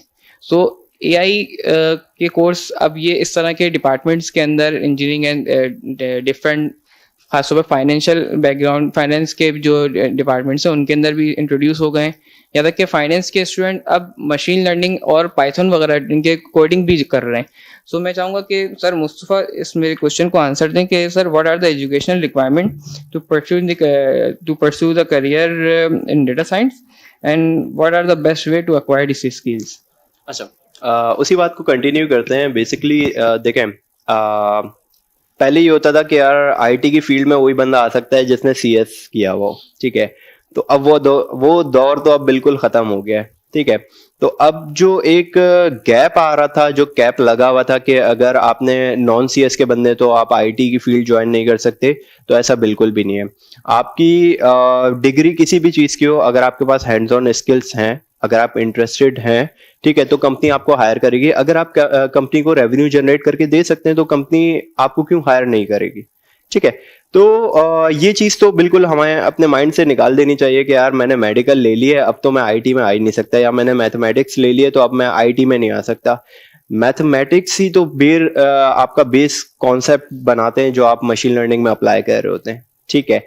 तो ये चीज हमें समझनी चाहिए बिल्कुल। और एक थोड़ा सा प्रेशर होता है पेरेंट्स की तरफ से भी कि यार आपने 16 साल एजुकेशन में लगा दिए हैं, उसके बाद आपने कुछ कमाना है, ठीक है। तो ये थोड़ा सा प्रेशर कम होना चाहिए पेरेंट्स की तरफ से भी। तो यहाँ पे पेरेंट्स भी हैं, तो मैं उनको भी ये कहूंगा कि अगर आपका जो बच्चा है वो ये कहता है कि यार मुझे इस कैरियर में जाना है, ठीक है, वो आपको बता रहा है इस कैरियर में जाने के फायदे क्या है, तो आप किसी और की बातों में नहीं आए, सही है। अगर आप उसको फ्रीली आप उसको चॉइस देंगे कि आप खुद से अपना कैरियर सेलेक्ट करें, ठीक है, और अगर वो कैरियर इस तरह का सेलेक्ट कर रहा है जिसका आपको नहीं पता, तो आप ऐसा नहीं करें कि आप दूसरों से पूछो और वो आपको बोले यार इस फील्ड में तो पैसे नहीं है, ठीक है। तो पैसा आपका मेन कॉन्सेप्ट आपका पैसा नहीं होना चाहिए। आप किसी भी फील्ड में जाएंगे आपको वहां पे अच्छी जो है वो अर्निंग आप कर सकते हैं, लेकिन हमारा जो कॉन्सेप्ट होता है वो ये होता है कि एक ऐसी फील्ड हो जिसका आने वाले वक्तों में जो है वो स्कोप होना चाहिए। तो डेटा साइंस एआई ऐसी फील्ड है जिसका आगे स्कोप है। लेकिन मैं ये नहीं बोलूंगा कि यहाँ पे जितने भी बंदे बैठे हुए हैं, यहाँ पे जितने भी स्टूडेंट्स हैं, प्रोफेशनल्स हैं, वो सब के सब डेटा साइंस एआई में आ जाएं, ठीक है। उन सबका काम नहीं है डेटा साइंस एआई में, हाँ, बट उनके लिए कुछ एप्लीकेशंस बनी हुई हैं जिनको वो अपनी डेली लाइफ में यूज कर सकते हैं। टीचर्स हैं, टीचर्स को प्रेजेंटेशंस बनानी होती हैं, ठीक है, उनके 2-2 दिन लग जाते हैं प्रेजेंटेशन बनाने में, और उसके बाद उनके पास जो है वो किसी और टीचर का जो है वो कमेंट आ जाता है यार आपने प्रेजेंटेशन अच्छी नहीं बनाई हुई। तो why not we use AI. मेरे पास 3 से 4 मेरे पास लिंक्स पड़े हुए हैं जो कि मैं जाके सिर्फ टॉपिक लिखता हूं और थोड़ी सी डिस्क्रिप्शन लिख देता हूं 2 से 4 लाइन की, विद इन 2 मिनट्स वो मुझे पूरी की पूरी स्लाइड्स बना के दे देता है, ठीक है। आपको कोई केस प्रेजेंट करना है कहीं पे, आप चैट जीपीटी पे जाएं, आप वहां पे लिखेंगे मुझे जो है ना ये स्टूडेंट्स को एक्सप्लेन करना है, वो आपको पूरा एक्सप्लेन करके दे देगा। आपको कोई नई एक्टिविटी लेकर आनी है, आप वो नई एक्टिविटी एआई को यूज करते हुए लेकर आ जाएं। तो हम ये नहीं कहते कि सब के सब एआई में आ जाएं, लेकिन सबके सब जो है वो एआई को यूज करने में आ जाएं, ठीक है। तो इससे क्या होता है, इससे आपकी प्रोडक्टिविटी इंक्रीज होती है। जहां आपको 2 दिन लग रहे हैं प्रेजेंटेशन बनाने में, वहां आपको 2 मिनट लगेंगे, ठीक है। और आपकी प्रेजेंटेशन में और एआई की प्रेजेंटेशन में बहुत जमीन आसमान का फर्क होगा। उसमें अगर आपको कोई चीज लगती है मुझे चेंज करनी है, आप दोबारा से एआई पे जाएं, आप बोलेंगे मुझे ये सारी चीजें चेंज करनी है, वो आपको रीजनरेट करके दे देगी नई चीजें, ठीक है। तो आप लोगों को एआई यूज करनी चाहिए। यहाँ पे बहुत सारे लोग होंगे जो कि बेसिकली एआई यूज कर रहे होते हैं, उनको खुद भी नहीं पता होता हम एआई यूज कर रहे हैं। आपके पास बेसिकली आप दराज पे जाते हैं तो आपके पास जो आ रहा होता है रिकमेंडेड फॉर यू, वो बेसिकली एआई है, ठीक है। आप और हम किसी चीज पे बात कर रहे होते हैं, अगले दिन वो फेसबुक की जो है वो आपके टाइमलाइन पे आ रहा होता है, आपको लगता है यार ये फेसबुक हमारी बातें सुन रहा है, तो आप देखते हैं तो भी हमें उसकी रिकमेंडेशन है। बिल्कुल ऐसा ही है, ठीक है। तो जो आपके सराउंडिंग्स में जो चीजें हो रही हैं, आपके जो क्लोज फ्रेंड्स हैं जिनसे आपसे रिसेंटली बात की है, वो जिस चीज पे सर्चिंग कर रहे हैं, तो फेसबुक के इस तरह के एल्गोरिथम्स बने हुए हैं जो कि बेसिकली ये प्रिडिक्ट करते हैं कि अच्छा अगर ये इसका क्लोज फ्रेंड है वो ये चीज देख रहा है तो ये बंदा भी इस चीज में इंटरेस्टेड हो सकता है। सो ये थोड़े से आप लोगों के कॉन्सेप्ट्स हैं, ठीक है, जो कि हमारे मतलब हम जो है वो छोटे से बड़े होते रहते हैं तो कॉन्सेप्ट हमारे पक्के हो जाते हैं, ठीक है। तो कुछ कॉन्सेप्ट्स ऐसे होते हैं जो कि गलत हो चुके होते हैं, तो उन चीज़ों को हमें चेंज करना चाहिए। थोड़ा सा मुस्तफ़ा की बात को मैं आगे बढ़ाना चाहता हूँ, इजाज़त है तो। थोड़ा सा मैं रोड मैप इसका क्लियर करता हूँ और जो इसकी बात थी उसको भी आगे बढ़ाता हूँ कि for those who want to study anything but CS, today is the best time for you to actually get jobs in tech with the advent of no code and low code environment ना। तो बात यह कि अगर आपने सबसे पहले तो डेटा इंजीनियर बनना है, तो डेटा इंजीनियर बनने के लिए you have to be a CS graduate. 90 और 95% ऑफ द टाइम आपके पास एक टेक्निकल डिग्री जरूरी है, but if you want to be him, right, तो इस मार्केट की पेनिट्रेशन के लिए, डेटा विजुअलाइजेशन, बिजनेस इंटेलिजेंस की के लिए you are actually better off with doing some coding courses and having a business domain specific degree। सही है, सिंपल सी बात है, एक इकोनॉमिस्ट है, उससे बेहतर फोरकास्टिंग मॉडल्स कौन बना सकता है, राइट। एक सप्लाई चेन लॉजिस्टिक्स में बंदे ने MBA किया हुआ है या फाइनेंस के अंदर उसने जो है वो बैचलर्स किया हुआ है, एंड उसके बाद वो सीखता है पाइथन, वो सीखता है पावर BI या कोई विजुअलाइजेशन टूल। हमारे अपने जो फाउंडर हैं उन्होंने ACCA किया हुआ है, he is a non tech, और फिर उन्होंने उन टेक्निकल टूल्स को इस्तेमाल किया, बी वेरी स्पेसिफिक, कि भाई उन्होंने ये जो हमारे पास जितना भी AI है, ये लैंग्वेजेस हैं, स्क्रिप्टिंग लैंग्वेजेस हैं, these are all tools, these are all means to an end, right. आपका एंड क्या है? आपने बिजनेस को फायदा देना। तो अगर एज ए डेटा एनालिस्ट आप पेनिट्रेट कर रहे हैं फाइनेंस की डिग्री के साथ, ACCA के साथ, इकोनॉमिक्स के साथ, सोशियोलॉजी के साथ, एंड आपके कोर्सेज के अंदर स्टेटिस्टिक्स था, आपने उसके बाद फिर आपने किसी इंस्टीट्यूट को परस्यू किया, आपने बोला यार मैं जो है डेटा एनालिसिस का कोर्स कर लेता हूँ, मैं पावर BI सीख लेता हूँ, मैं SQL सीख लेता हूँ, मैं पाइथन सीख लेता हूँ, आपने अपनी CV पे डाल दिया, और फिर आप उस पर्टिकुलर कंपनी, स्पेसिफिक कंपनी के अंदर जाके आपने इंटरव्यू दिया, you have a higher chance of being employed then a person who has a degree in CS और SE। So that is very important as a, तो अगर डेटा इंजीनियर बनना है, it's good that you are in CS और databases के concept आपके बहुत अच्छे हैं। डेटा एनालिस्ट बनना है तो even he is not of CS background, ये इसने एविएशन पढ़ी हुई है और उसके बाद फिर कोर्सेज करके एनालिस्ट की फील्ड के अंदर आ गया। हाँ, मगर अगर डेटा साइंटिस्ट बनना है तो this is the most academically challenge field. जैसे मैंने बोला कि आपको इसके अंदर फिर बैचलर्स भी करना पड़ेगा और आपको मास्टर्स या PhD भी चाहिए होता है at most of the time, and you actually have to start off working as an engineer और एनालिस्ट, और इसके अंदर फिर आपकी मैथमेटिकल नॉलेज, स्टेटिस्टिकल नॉलेज बहुत ज्यादा होनी चाहिए। तो academically you have to be strong in order to become a data scientist. तो तीनों चीजों के रोड मैप यही है। डेटा साइंटिस्ट बनना है तो डेटा साइंटिस्ट बनने के लिए पहले इन दोनों पाथ में से कोई एक पाथ चूज करके फिर मास्टर्स करके डेटा साइंटिस्ट आप बनेंगे अच्छे। डेटा एनालिस्ट बनने के लिए आप नॉन CS के हैं, वेरी गुड, कोर्सेज करें, CS की टूल्स की नॉलेज लें, एंड एनालिस्ट या अपना विजुअलाइजेशन की फील्ड को पेनिट्रेट कर लें। और अगर CS और टेक्निकल बैकग्राउंड के हैं तो this is one of the highest paying fields of data engineering. Thank you. अच्छा, इसमें मैं एक और चीज ऐड ऑन करना चाहूंगा छोटी सी है कि even if you don't of for data analysis या डेटा इंजीनियरिंग कुछ भी, but data literacy is really important in the future. तो अगर आप जैसे कि किसी डिपार्टमेंट में हैं जहाँ पे आपकी जॉब डेटा एनालिस्ट की नहीं है, लेकिन आपको डेटा एनालिस्ट से काम करवाना है, तो आपको थोड़ी बहुत बेसिक्स डेटा की समझनी होंगी, क्योंकि अगर नहीं समझ पाएंगे तो आप एक्चुअल में उतना अच्छा काम नहीं निकलवा पाएंगे। क्योंकि अगर एक बिजनेस यूजर है, वो अपनी रिक्वायरमेंट बता रहा है, तो अगर उसको पता है डेटा किस तरह से काम करता है, तो he would be able to create more opportunities for data analyst to do analysis on his work. तो दोनों कोलैबोरेट करके और अच्छी तरह से काम कर सकेंगे if he just know how data works. उसको पूरा सीखने की जरूरत नहीं, just the basics. Great insights, आप तीनों ने बहुत अच्छा ज़बरदस्त पे अपना ओपिनियन दिया है। एटलीस्ट ये बात तो समझ में आ गई कि जो डेटा साइंस की फील्ड है वो सिर्फ CS बैकग्राउंड के लोगों के लिए नहीं है, बल्कि CS के साथ साथ नॉन CS के भी स्टूडेंट इसमें आ सकते हैं। इस तरीके से आपने एग्जाम्पल भी कोट करी के मिसम भाई और बाकी जितने भी हैं हम सब नॉन CS बैकग्राउंड से। अच्छा सर अली फैसल, आप मेरे इस क्वेश्चन के बाद एक छोटा सा क्वेश्चन इसका आंसर देंगे कि जिस तरह आप नॉन CS के स्टूडेंट्स यहाँ पे आ रहे होते हैं, सो उनको भी कोडिंग सीखनी होती है, और CS के स्टूडेंट्स आ रहे होते हैं तो उनको भी स्टैटिस्टिकल एंड फाइनेंशियल नॉलेज को थोड़ा सा सीखना पड़ रहा होता है। तो कितना ज़रूरी है नॉन CS स्टूडेंट्स के लिए कि वो कोडिंग सीखें, और कितना ज़रूरी है CS स्टूडेंट्स के लिए कि वो स्टैटिस्टिकल और फाइनेंशियल नॉलेज को गेन करें? या इसके बगैर इनका गुजारा नहीं हो सकता? Let's talk about students with a software engineering or a computer science degree first. Again, Mustafa की फील्ड को परस्यू करना है तो आपको स्टेटिस्टिक्स की नॉलेज या फाइनेंस की नॉलेज नहीं चाहिए. आपको डेटा इंजीनियर की मैं फील्ड की थोड़ी सी एक्सप्लेनेबिलिटी दूं कि डेटा इंजीनियर का डे टू डे टास्क ये होता है कि उसके पास जो है वो बहुत सारी सोर्सेस से डेटा कलेक्ट होता है और वो एक बड़े से डेटा लेक के अंदर डंप होता है. अब उसका फॉर्मेट अलग होता है. फॉर एग्जाम्पल, आप करेंसी का डेटा कलेक्ट कर रहे हो और आपके पास PKR के अंदर भी डेटा आ रहा है, येन के अंदर भी डेटा आ रहा है, USD के अंदर भी डेटा आ रहा है और GBP के अंदर भी डेटा आ रहा है, राइट? अब मैं एक प्रिडिक्टिव मॉडल के अंदर मैं फोरकास्ट करना चाह रहा हूँ कि अगले आने वाले में दुनिया के क्या हालात होंगे, दुनिया की इकोनॉमी कैसे ट्रेंड करेगी, राइट? तो एट दिस पॉइंट मैं अगर ये सारा USD का डेटा और PKR का डेटा दे दूं, अब एक बंदे की जो सैलरी है वो 5.5 लाख रुपए है, PKR 5.5 लाख लिखा हुआ है, राइट? और एक इंसान की सैलरी जो है वो 2000 USD लिखी हुई है. मॉडल के अंदर जब मैं ये फीड करूंगा तो मॉडल क्या है? इट्स अ डम machine, like it's a computer function, right? तो वो तो नंबर को इंटरप्रेट कर रहा है. वो 2000 और 5 लाख को कर रहा है तो वो क्या बोलेगा? पाकिस्तान की इकोनॉमी अच्छी, यूएस की इकोनॉमी अच्छी है, राइट?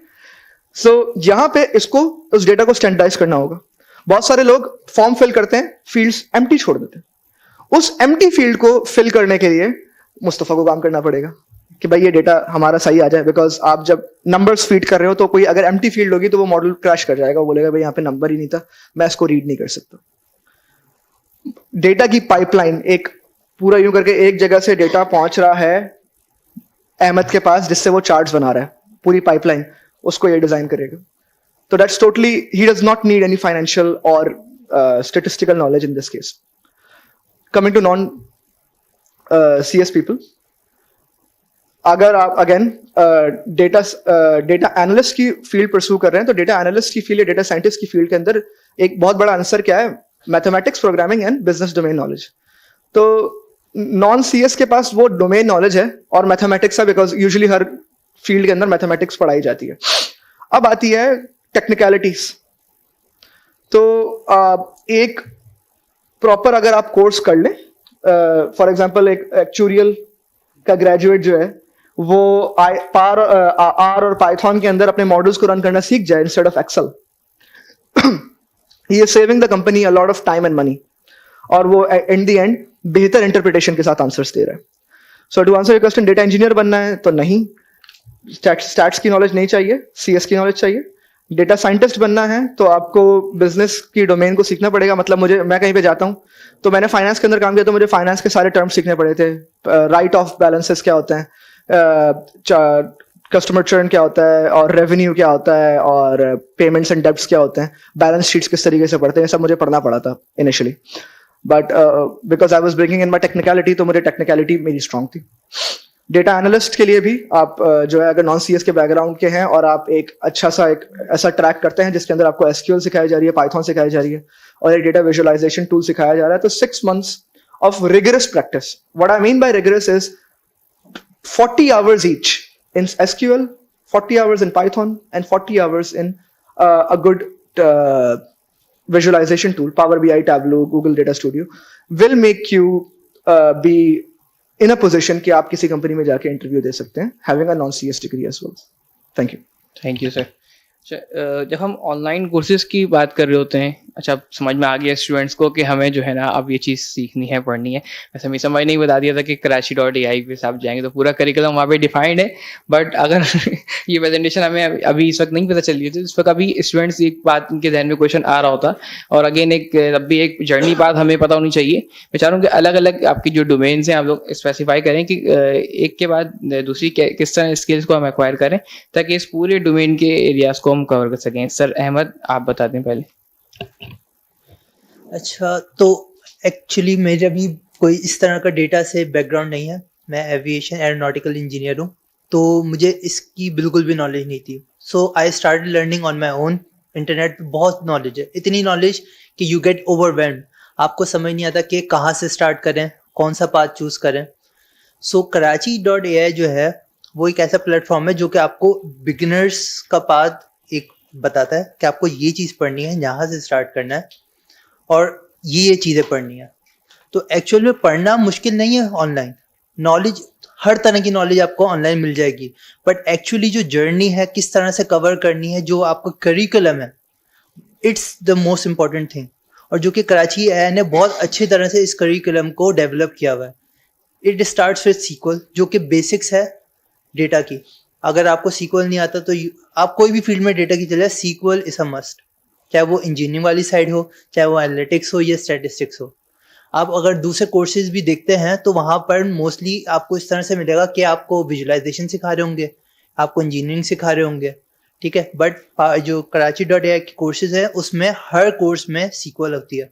आपको बेसिक से स्टार्ट करते हैं कि यहाँ से स्टार्ट करेंगे, फिर उससे ये चीज़ होगी, फिर उसको आगे इस तरह से फर्दर इस तरह से कनेक्ट करना है। तो it's a full path for from beginners to the expert.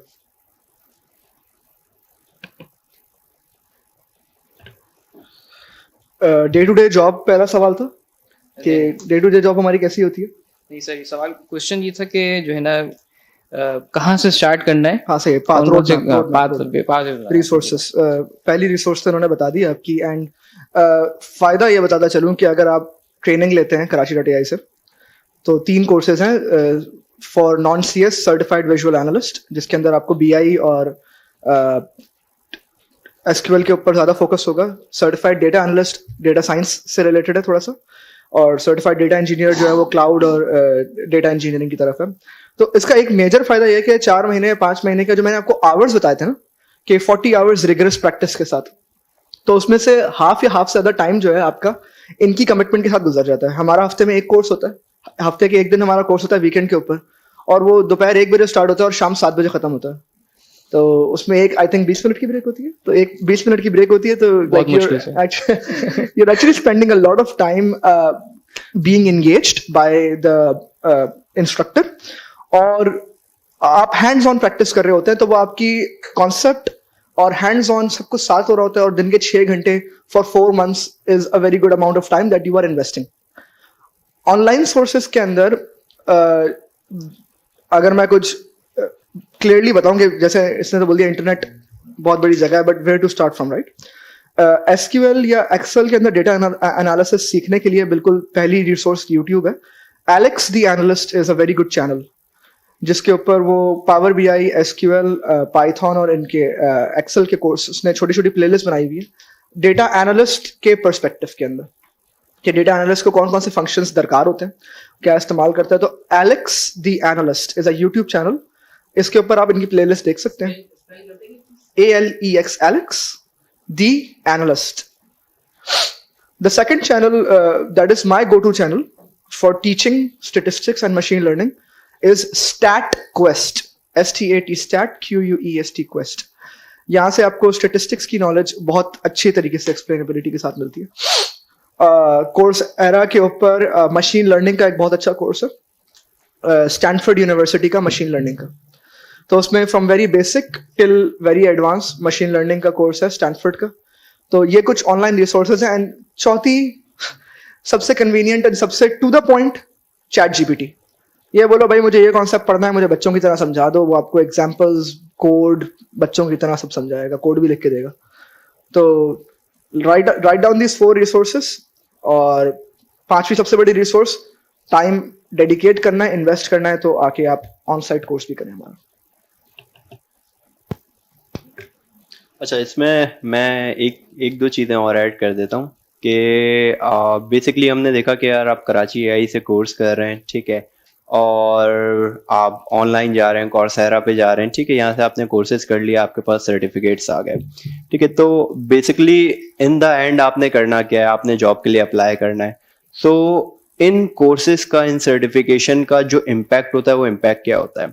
अब एज अ सीनियर रिसोर्स हम कभी रिक्वेजिशन वगैरह डालते हैं कि हमें जो है वो एक जूनियर रिसोर्स चाहिए, ठीक है। तो हमने एक रिक्वेस्ट डाली, अब उस रिक्वेस्ट पे मेरे पास 200 CVs आ गई। अब मैं 200 CVs बैठ के देखता तो नहीं रहूँगा, या हर किसी को इंटरव्यू के लिए तो नहीं बुलाऊंगा, ठीक है। तो अब एक बंदा है जो कि बेसिकली उसने ग्रेजुएशन कंप्लीट की हुई है, बट उसके पास 0 एक्सपीरियंस है, उसने सिर्फ एक FYP किया हुआ है, फाइनल प्रोजेक्ट किया हुआ है, दैट्स इट। एक बंदा है जो कि 6th सेमेस्टर में, उसके पास 3 सर्टिफिकेशंस हैं ऑनलाइन प्लेटफॉर्म्स की या जो है वो ऑन साइट प्लेटफॉर्म्स पे जाके उसने 3 से 4 सर्टिफिकेशंस की हुई हैं, ठीक है, और उसने 2 से 3 प्रोजेक्ट्स भी बनाए हुए हैं जो कि बेसिकली उसने उन्हीं कोर्सेज में पढ़े थे। तो मैं किस बंदे को प्रेफर करूंगा? सेकंड बंदे को, ठीक है, जिसने हैंड्स ऑन काम किया हुआ है, जिसने कोर्सेज किए हुए हैं। मैं तो यही समझूंगा कि यार ये बंदा जो है ये बेसिकली इंटरेस्टेड है इस फील्ड में, ठीक है, बजाय उसके कि वो बंदा जो कि ग्रेजुएशन करके बैठा हुआ है लेकिन उसने सिर्फ एक प्रोजेक्ट बनाया जो कि फाइनल ईयर की रिक्वायरमेंट होती है, ठीक है। तो आप लोगों को अगर ये इस तरह के कोर्सेज करने हैं तो देखें, एंड गोल आपका ये नहीं है कि मुझे लाजमी जॉब करनी है, ठीक है। एंड गोल आपका ये हो सकता है आप अपनी डेली रूटीन के जो आपके काम होते हैं, ठीक है, आप उनको जो है वो स्ट्रीमलाइन कर सकते हैं, आप उनको ऑटोमेट कर सकते हैं। मेरी एक पर्सनली आदत है, मुझे कोई काम करना होगा, ठीक है, रिपीटेटिवली मुझे अगर कोई काम करना होगा तो मैं मैनुअली कभी भी नहीं करूंगा, मैं जाके उसकी एक स्क्रिप्ट बना देता हूँ जो कि खुद ब खुद काम होता रहता है मेरा। मुझे ईमेल सेंड करनी थी, ठीक है, 100 to 200 पर्सन्स को मुझे जो है वो एक एक करके ईमेल सेंड करनी थी। तो मैंने 5 घंटे लगाए, लेकिन मैंने एक कोड बना लिया, ठीक है। वो कोड बेसिकली क्या करता है, वो एक टेक्स्ट की फाइल लेगा जिसमें सारी ईमेल्स लिखी हुई हैं, दूसरी टेक्स्ट की फाइल लेगा जिसमें मैंने पूरा कंटेंट लिखा हुआ है, और वो एक एक करके सारी जो है वो ईमेल सेंड कर देगा, ठीक है। इसी तरह मुझे जो है वो व्हाट्सएप पे मैसेजेस सेंड करने थे ग्रुप्स में, ठीक है, तो मैंने वो सारे ग्रुप्स के नाम और सारी चीजें मैंने लिस्ट डाउन की हुई थी और मैंने स्क्रिप्ट चलाई, विद इन 2 मिनट्स उसने हर बंदे को जो है वो मैसेज सेंड कर दिया। तो आप अपने डेली जो आप लोगों के काम है, आप लोगों ने एक्सेल को मेंटेन करना है, उसमें से डेटा एक्सट्रैक्ट करना है, आपने किसी को मैसेज करना है, कोई भी चीज करनी है, नोटिफिकेशन सेंड करनी है, तो ये सारे काम आप कर सकते हैं। तो इसके लिए आप ऑनलाइन कोर्सेज कर लें, आप ऑन साइट कोर्सेज कर लें। ऑन साइट को मैं प्रेफर थोड़ा सा ज्यादा करता हूँ क्योंकि आई वॉज फाउंड ऑफ के 2016 में मैंने यूनिवर्सिटी अपनी स्टार्ट की थी, मेरी फर्स्ट और सेकंड जो है वो CGPA आई थी 2.2, ठीक है, तो घर पे नहीं बताई थी, मैंने छुपा के रखी थी। लेकिन जो है वो 2017 से मैंने ऑनलाइन कोर्सेज करना स्टार्ट किए थे। उसके बाद से मेरी जो CGPA है उसमें जो इंक्रीज आया था वो 2.6, 2.9, देन फिर 3.1। तो मैंने तकरीबन 30 to 35 ऑनलाइन सर्टिफिकेशन की हुई थी, ठीक है। उसके बाद मैं कराची AI का मैंने पहला कोर्स किया था, और ये जो सारी सर्टिफिकेशन थी ये मैंने फ्री ऑफ कॉस्ट की थी, ठीक है। इन एक एक सर्टिफिकेशन की कॉस्ट तकरीबन $100 होती है। तो आप अंदाजा लगाएं कि कितने थाउजेंड ऑफ डॉलर्स जो है वो मैंने सेव किए थे just because of Karachi AI, कि उन्होंने जो पूरा करिकुलम बनाया हुआ है, हमने फ्री में अप्लाई किया था फाइनेंशियल एड के लिए और वो हमारी अप्रूव हो जाती थी, और हम सारे कोर्सेज फ्री में कर रहे थे। मैंने गूगल की सर्टिफिकेशन स्पेशलाइजेशन कोर्स था वो मैंने फ्री में किया है कौरसेरा से। तो वहां पे आपको बहुत सारी नॉलेज मिलेगी, लेकिन जो चीज आप ऑन साइट आके सीख सकते हैं ना, वो आपको ऑनलाइन कभी भी नहीं मिलेगी। तो वो पहला कोर्स था जिसमें बेसिकली मैंने खुद पे किया था, एक अच्छी खासी अमाउंट मैंने पे करके मैंने पहला कोर्स किया था, और वो पे करते हुए मुझे थोड़ा सा हो रहा था कि यार ये पहली मर्तबा मैं पे कर रहा हूँ एक अच्छी खासी अमाउंट, लेकिन वो करने के बाद मुझे इतना अंदाजा जरूर हो गया था। उसके बाद मैंने शायद 1 या 2 सिर्फ ऑनलाइन कोर्सेज किए होंगे। सेकंड कोर्स आया डेटा इंजीनियरिंग का कराची AI का, मैंने वो भी किया, ठीक है। तो ऑन साइट में एक होता है कि डेडिकेशन हो गई, आप इंटरेक्ट कर रहे हो तो आपके सामने इंस्ट्रक्टर होगा, आपको कोई क्यूरी है आप वो वहां पे जो है अपनी रिजॉल्व करवा सकते हो, बजाय इसके कि आपके जहन में कोई डाउट रह जाए।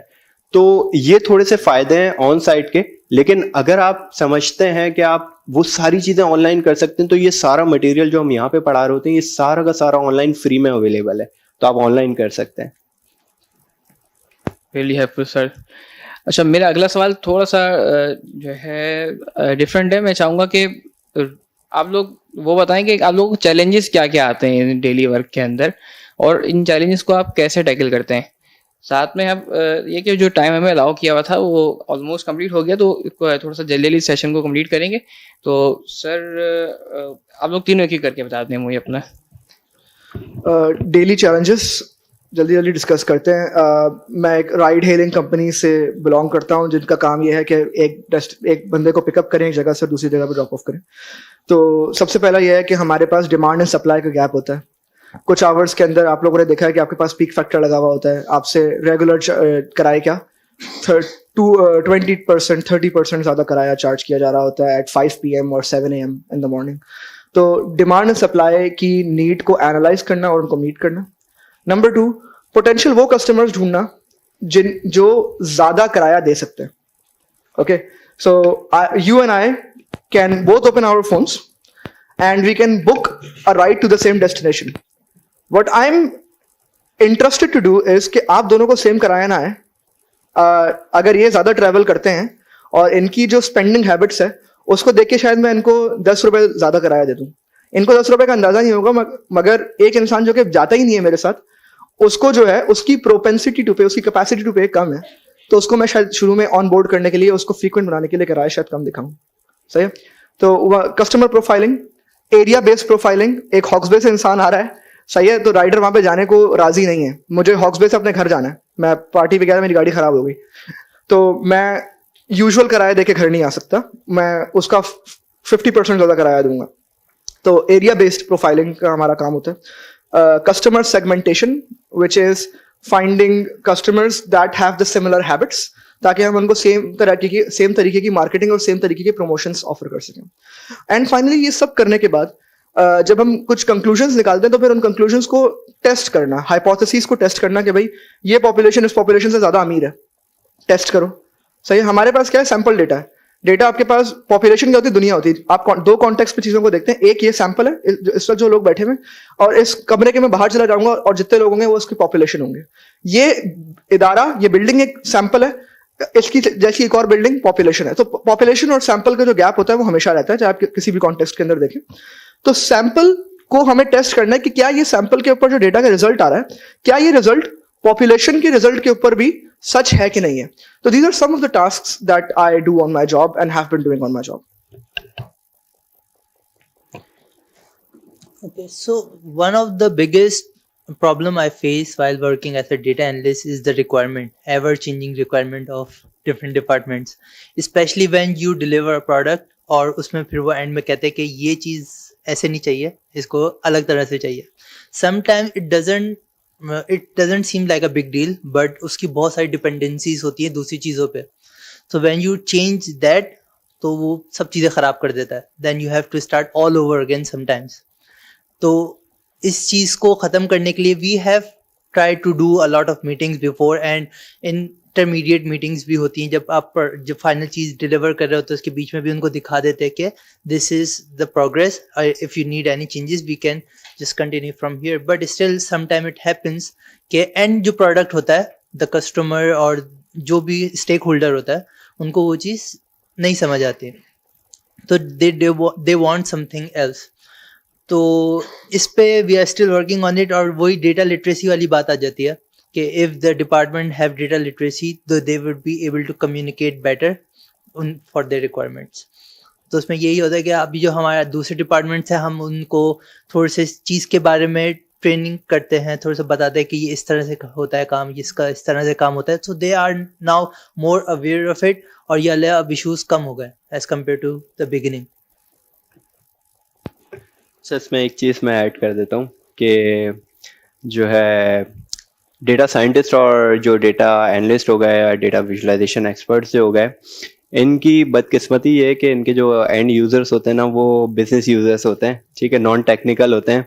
तो वो आके बोल देते हैं यार ये चेंज कर दो, ये चेंज कर दो, तो इनके लिए मुसीबत हो जाती है. ठीक है, तो बजाय इसके कि मैं इनका वेट करूं या आके मुझे बोलें यार मुझे एक फील्ड और चाहिए, मुझे एक फील्ड और चाहिए, हम थोड़ा स्मार्टली काम करते हैं. हम बोलते हैं जितना डेटा आ रहा है, जो फील्ड आ रही है सब लाके सेव कर दो. ठीक है, अब वो उनका काम है, उनको एक फील्ड चाहिए, 10 फील्ड चाहिए, वो अपना काम करते रहते हैं. लेकिन हमारे लिए क्या चैलेंज होता है, वो जो फील्ड्स आ रही होती हैं, जैसा कि इन्होंने मेंशन किया पहले कि वो फील्ड्स यूजर के रिकॉर्ड्स होते हैं, यूजर फिल आउट कर रहा होता है, उसमें वो नल वैल्यू भेज देते हैं, कहीं पे स्पेस रख के भेज देते हैं, वो हमें टेस्ट कर रहे होते हैं. तो हमारा मसला एक और स्टेप आगे चला जाता है. तो उन सारी चीज़ों को हमें हैंडल करना पड़ता है कि उनमें कोई स्पेस ना हो, उनमें नल वैल्यूज ना हो, तो उनको फिर हम डिफरेंट तरीके से हैंडल करना पड़ता है. और एज अ डेटा इंजीनियर अगर आपको थोड़ा सा आइडिया हो डेटा एनालिसिस का, तो आपके लिए फ़ायदेमंद हो जाता है. अब लेट्स से कि अगर मेरे पास एज का एक कॉलम है, ठीक है, अब एक बंदे ने उसको फिल नहीं किया, वो रिक्वायर्ड फील्ड नहीं थी, तो अगर मैं उस एज के कॉलम को 0 से फिल कर दूं तो उनकी पूरी एनालिसिस खराब हो जाएगी. ठीक है, तो वो फिर हम कुछ इस तरह के नंबर्स रख देते हैं, -1 फ्लैग रख देते हैं, हम इनको बता देते हैं कि -1 जहां पे भी आएगा इसका मतलब ये है कि वो नल वैल्यूज थी। फिर वो एनालिसिस किस तरह उसको ट्रीट करता है, वो उसको मीन से फिल आउट कर ले या वो डिफरेंट चीजों डिफरेंट कॉलम की बेसिस पे उसको फिल आउट कर रहे होते हैं। तो हम अपना काम इस तरह कर रहे होते हैं। सेकेंडली ये होता है कि डेटा की जो डिलीवरी है, जो डेटा आ रहा है हमारे पास, वो ऑन टाइम होनी चाहिए, ठीक है, मतलब रियल टाइम होनी चाहिए आपकी। तो उसमें हमें काफी चैलेंजेस आते हैं। कभी कभार ऐसा होता है कि हमारे पास नंबर ऑफ रिकॉर्ड्स बहुत ज्यादा आ रहे होते हैं। मैं एक यूज केस पे काम कर रहा था जिसमें मेरे पास 1 सेकंड में 13,000 रिकॉर्ड्स आ रहे होते हैं, ठीक है। तो मुझे 5 मिनट का डेटा जो है वो आगे जो है वो एग्रीगेट करके सेंड करना होता था। तो मेरे पास 5 मिनट में तकरीबन 4.5 to 5 मिलियन रॉज आ रही होती थी, जिसको मुझे जल्द से जल्द सेंड करना होता था। तो एक्चुअली जो कंपनी थी, वो उनका जो एक्सपीरियंस था, वो उन्हें तकरीबन 2 मिनट लग रहे थे उस 5 मिनट के डेटा को एडजस्ट करने में, देन फिर वो सेंड करने में उनको अलग टाइम लग रहा था। तो हमने उनका टाइम जो है वो बचाया। हम उनको तकरीबन जो है वो तकरीबन 40 to 45 सेकंड्स पे लेकर आ गए, तो उनका काफी ज्यादा टाइम बच गया। अब अगर मैं आपको सिर्फ ये नंबर्स और इस तरह की बात करूं मिनट्स की, तो आप लोगों को समझ में नहीं आएगा, क्योंकि हमें तो डॉलर समझ में आते हैं, ठीक है। तो अगर मैं कंप्यूट की बात करूं, क्लाउड पे हम लोग काम कर रहे होते हैं, तो वो मंथली बिल जो कर रहे थे सिर्फ रिसोर्स यूज करने का, वो $4 लाख, $4 लाख वो पे कर रहे थे। हम उसको लेकर आ गए तकरीबन 3.2, मतलब 320 आपके जो है वो लेकर आ गए, ठीक है। तो हमने तकरीबन उनके $80,000 उनके मंथली सेव कर रहे हैं, ठीक है। तो इस तरह की चीजें होती हैं जो कि हमें देखनी होती हैं, जो कि हम जो है वो इस तरह की कुछ प्रोसेसेस होते हैं, इस तरह की कुछ बेस्ट प्रैक्टिसेस होती हैं जो कि हमें अप्लाई करनी पड़ती हैं, ताकि हमारा डेटा जो है वो जल्द से जल्द प्रोसेस हो जाए, और जो है वो डेफिनेटली इन द एंड हम जो है वो कंपनी को ही फायदा पहुंचा रहे होते हैं। 80,000 बचाने के बाद तुम्हें इंक्रीमेंट मिला? कहा तो गया था, लेकिन अभी तक मिला नहीं है। वैसे इट्स ट्रू, डेटा इंजीनियर जो है वो डेटा साइंटिस्ट और डेटा एनालिस्ट की नौकरी का 70% काम कर रहे होते हैं। So 70% of all data work is actually cleaning the data and getting the right data. So that is why इस वक्त सबसे ज्यादा jobs भी जो अवेलेबल है वो पूरी दुनिया में वो डेटा इंजीनियर्स की हैं। अच्छा, एक लास्ट क्वेश्चन है, मैं चाहूँगा सर मुस्तफ़ा आप इसको मुझे आंसर दे दिएगा। Question more about freelancing opportunities. So हमारे पास फीमेल्स भी यहाँ अवेलेबल है जिनके लिए रिमोट जॉब करना या फ्रीलांसिंग करने के लिए एक अच्छी अपॉर्चुनिटी मिल सकती है। अगर तो ये इस फील्ड के अंदर कितनी अपॉर्चुनिटीज अवेलेबल हैं फ्रीलांसिंग की, और कितना टाइम लगता है एक बिगिनर से एक फ्रीलांसर बनने में? अच्छा, हम इसको इस तरह जो है वो डिस्कस कर लेते हैं कि बेसिकली पहले मैं अपने रोल से स्टार्ट करता हूँ, डेटा इंजीनियर से। इसको अगर मैं बिल्कुल ही डेटा इंजीनियर से पहले अगर देखें, क्योंकि डेटा इंजीनियरिंग वो नाम है जो कि हमने पाकिस्तान में जो है वो 2022-21 में स्टार्ट हुआ था, ठीक है। तो उससे पहले हम बिग डेटा इंजीनियर्स बोल रहे होते थे। बिग डेटा इंजीनियर्स बेसिकली आपके ऑन प्रेमिसेस आपके जो है ना वो सर्वर्स रखे होते थे, ठीक है। तो जब से ये सारी चीजें क्लाउड पे गई हैं, तो हम उनको वही बिग डेटा इंजीनियर्स को जो है वो हमने डेटा इंजीनियर्स का नाम दे दिया, ठीक है। कुछ उसमें टूल्स वगैरह, प्लेटफॉर्म्स वगैरह ऐड हो गए। अब जब से ये सारी चीजें क्लाउड पे गई हैं, तो उसका फायदा क्या हुआ, मैं कहीं से भी बैठ के किसी का भी डेटा एक्सेस कर सकता हूँ, ठीक है। तो इसके लिए लाजमी नहीं है, मुझे तकरीबन समझे 2 साल हो गए, मैं मुश्किल से 20 मरतबा जो है मैं ऑफिस गया हूँगा, वो भी जब वो बुलाते हैं लंच के लिए, ठीक है। तो मैं सिर्फ तभी जाता हूँ, और बाकी सारा काम हम लोग घर पे बैठ के कर रहे होते हैं, ठीक है। तो इससे आप लोगों को आइडिया होगा कि ये सारे काम आप घर पे बैठ के कर सकते हैं, ठीक है। एक कंपनी अगर दूसरे कंपनी के लिए कर सकती है, तो एक बंदा दूसरे बंदे के लिए कर सकता है। आप फ्रीलांस पे जाएं, फ्रीलांस पे आपके पास बहुत सारे प्रोजेक्ट्स आ रहे होंगे, ठीक है। वो आपको एक्सेस देंगे उनके क्लाउड प्लेटफॉर्म का, आप उनके क्लाउड प्लेटफॉर्म को एक्सेस करें और आप उनका काम कर दें, ठीक है। देन वो आपको जो है वो डॉलर ट्रांसफर कर देंगे, ठीक है। अब अगर बात करते हैं कि डेटा साइंटिस्ट की, ठीक है, डेटा साइंटिस्ट भी इसी तरह, आपका सारा डेटा जो है वो क्लाउड पे पड़ा हुआ होगा, आपने उसी पे जो है वो अपने मशीन लर्निंग, डीप लर्निंग के मॉडल्स बनाने हैं, वहीं पे आपने डिप्लॉय करना है, ठीक है। तो आपको मैनुअली जाने की तो जरूरत ही नहीं है। जहां मैनुअल जाने की जरूरत खत्म हो गई, वहां पे आप फ्रीलांस लेकर आ गए, ठीक है। इसी तरह आपने डैशबोर्डिंग करनी है, डैशबोर्डिंग भी पब्लिकली किसी URL पे आपने पब्लिश करनी है, ये सारे काम आपने ऑनलाइन कर दिए। अब बात करते हैं कि आप स्किल्स कितने टाइम में सीख सकते हैं, ठीक है। तो ये वो बात हो जाएगी कि एक बंदा है वो एक काम जो है वो 10 दिन में सीख लेता है, एक बंदा 1 महीने में लगा देता है, ठीक है। तो इसकी एक छोटी सी एग्जांपल है कि अगर मुझे एक घर साफ करने के लिए 30 दिन दिए जाएं, तो मैं 30 दिन ही लगाऊंगा घर साफ करने में, और वही काम अगर मुझे बोला जाए 1 दिन में करना है, तो मैं 1 दिन में कर लूंगा, ठीक है। तो टोटली डिपेंड करता है कि आप कितने जल्दी उस चीज को जो है वो अडॉप्ट करना चाहते हैं, कितना आपका खुद का जो है वो एग्रेशन आप दिखाते हैं और आप जो है वो जल्दी से जल्दी जो है चीज़ों को अडॉप्ट करते हैं, ठीक है। लेकिन यहाँ पे एक और चीज़ आ जाती है कि हर बंदा इस कैपेबल नहीं होता कि वो बहुत जल्दी चीज़ों को जो है वो लर्न कर ले, ठीक है। तो टेक योर टाइम, आप टाइम लें, आप आराम आराम से चीज़ें करें, लेकिन समझ के करें। बहुत सारी चीज़ें होंगी जो कि आपको अभी समझ में नहीं आएंगी, लेकिन थोड़ा सा टाइम लगता है उसमें। और इसी तरह हमने भी स्टार्ट किया था। मैं कह रहा हूँ कि मैं एक हफ्ते में जो है मैं 10 चीज़ें करता था, तो 10 चीज़ों में से मुझे 8 समझ में आती थी, 2 समझ में नहीं आती थी, ठीक है। तो ऐसा नहीं है कि मैं उन 2 चीज़ों को समझने में 2 महीने और लगा देता। मैंने उन चीज़ों को नोट डाउन किया, उन चीज़ों को मैंने स्किप किया और मैंने आगे चीज़ें लर्न करना शुरू कर दी। तो इवेंचुअली क्या होगा, 2 से 3 महीने के बाद आप उस पॉइंट पे पहुंच जाएंगे कि वो जो 2 पॉइंट थे वो भी आपके क्लियर हो जाएंगे। तो आपने एक लूप में नहीं फंसा लेना अपने आप को, ठीक है। आपने जो है अपने आप को इंक्रीज करते रहना है। अगर कोई ऐसी चीज आ रही है, किसी चीज की आपको हेल्प नहीं मिल रही, तो उस चीज को वहीं पे रोक दें, आगे बढ़े वहां से। Thank you for all my panelists, Sir Ali Faisal, Sir Ahmed and Sir Mustafa. आप तीनों की ने जो इनसाइट्स हमसे शेयर की हैं बहुत ज़बरदस्ती, और होपफुली सब ने इसको ऑब्जर्व किया होगा। अब हम अपने इस पैनल के जो नेक्स्ट फेज है उसके लिए बढ़ते हैं, जो हमारा क्यू सेशन है। मैं चाहूँगा कि ऑडियंस में से किसी के पास इसको स्किप कर दें, ठीक है sir. Thank you so much sir, आप ऑडियंस का भी जिन्होंने इसको बहुत अच्छी तरह विजिटेड होकर सुना और सब चीज़ों को ऑब्जर्व किया। पैनलिस्ट का भी बहुत बहुत शुक्रिया। Thank you so much.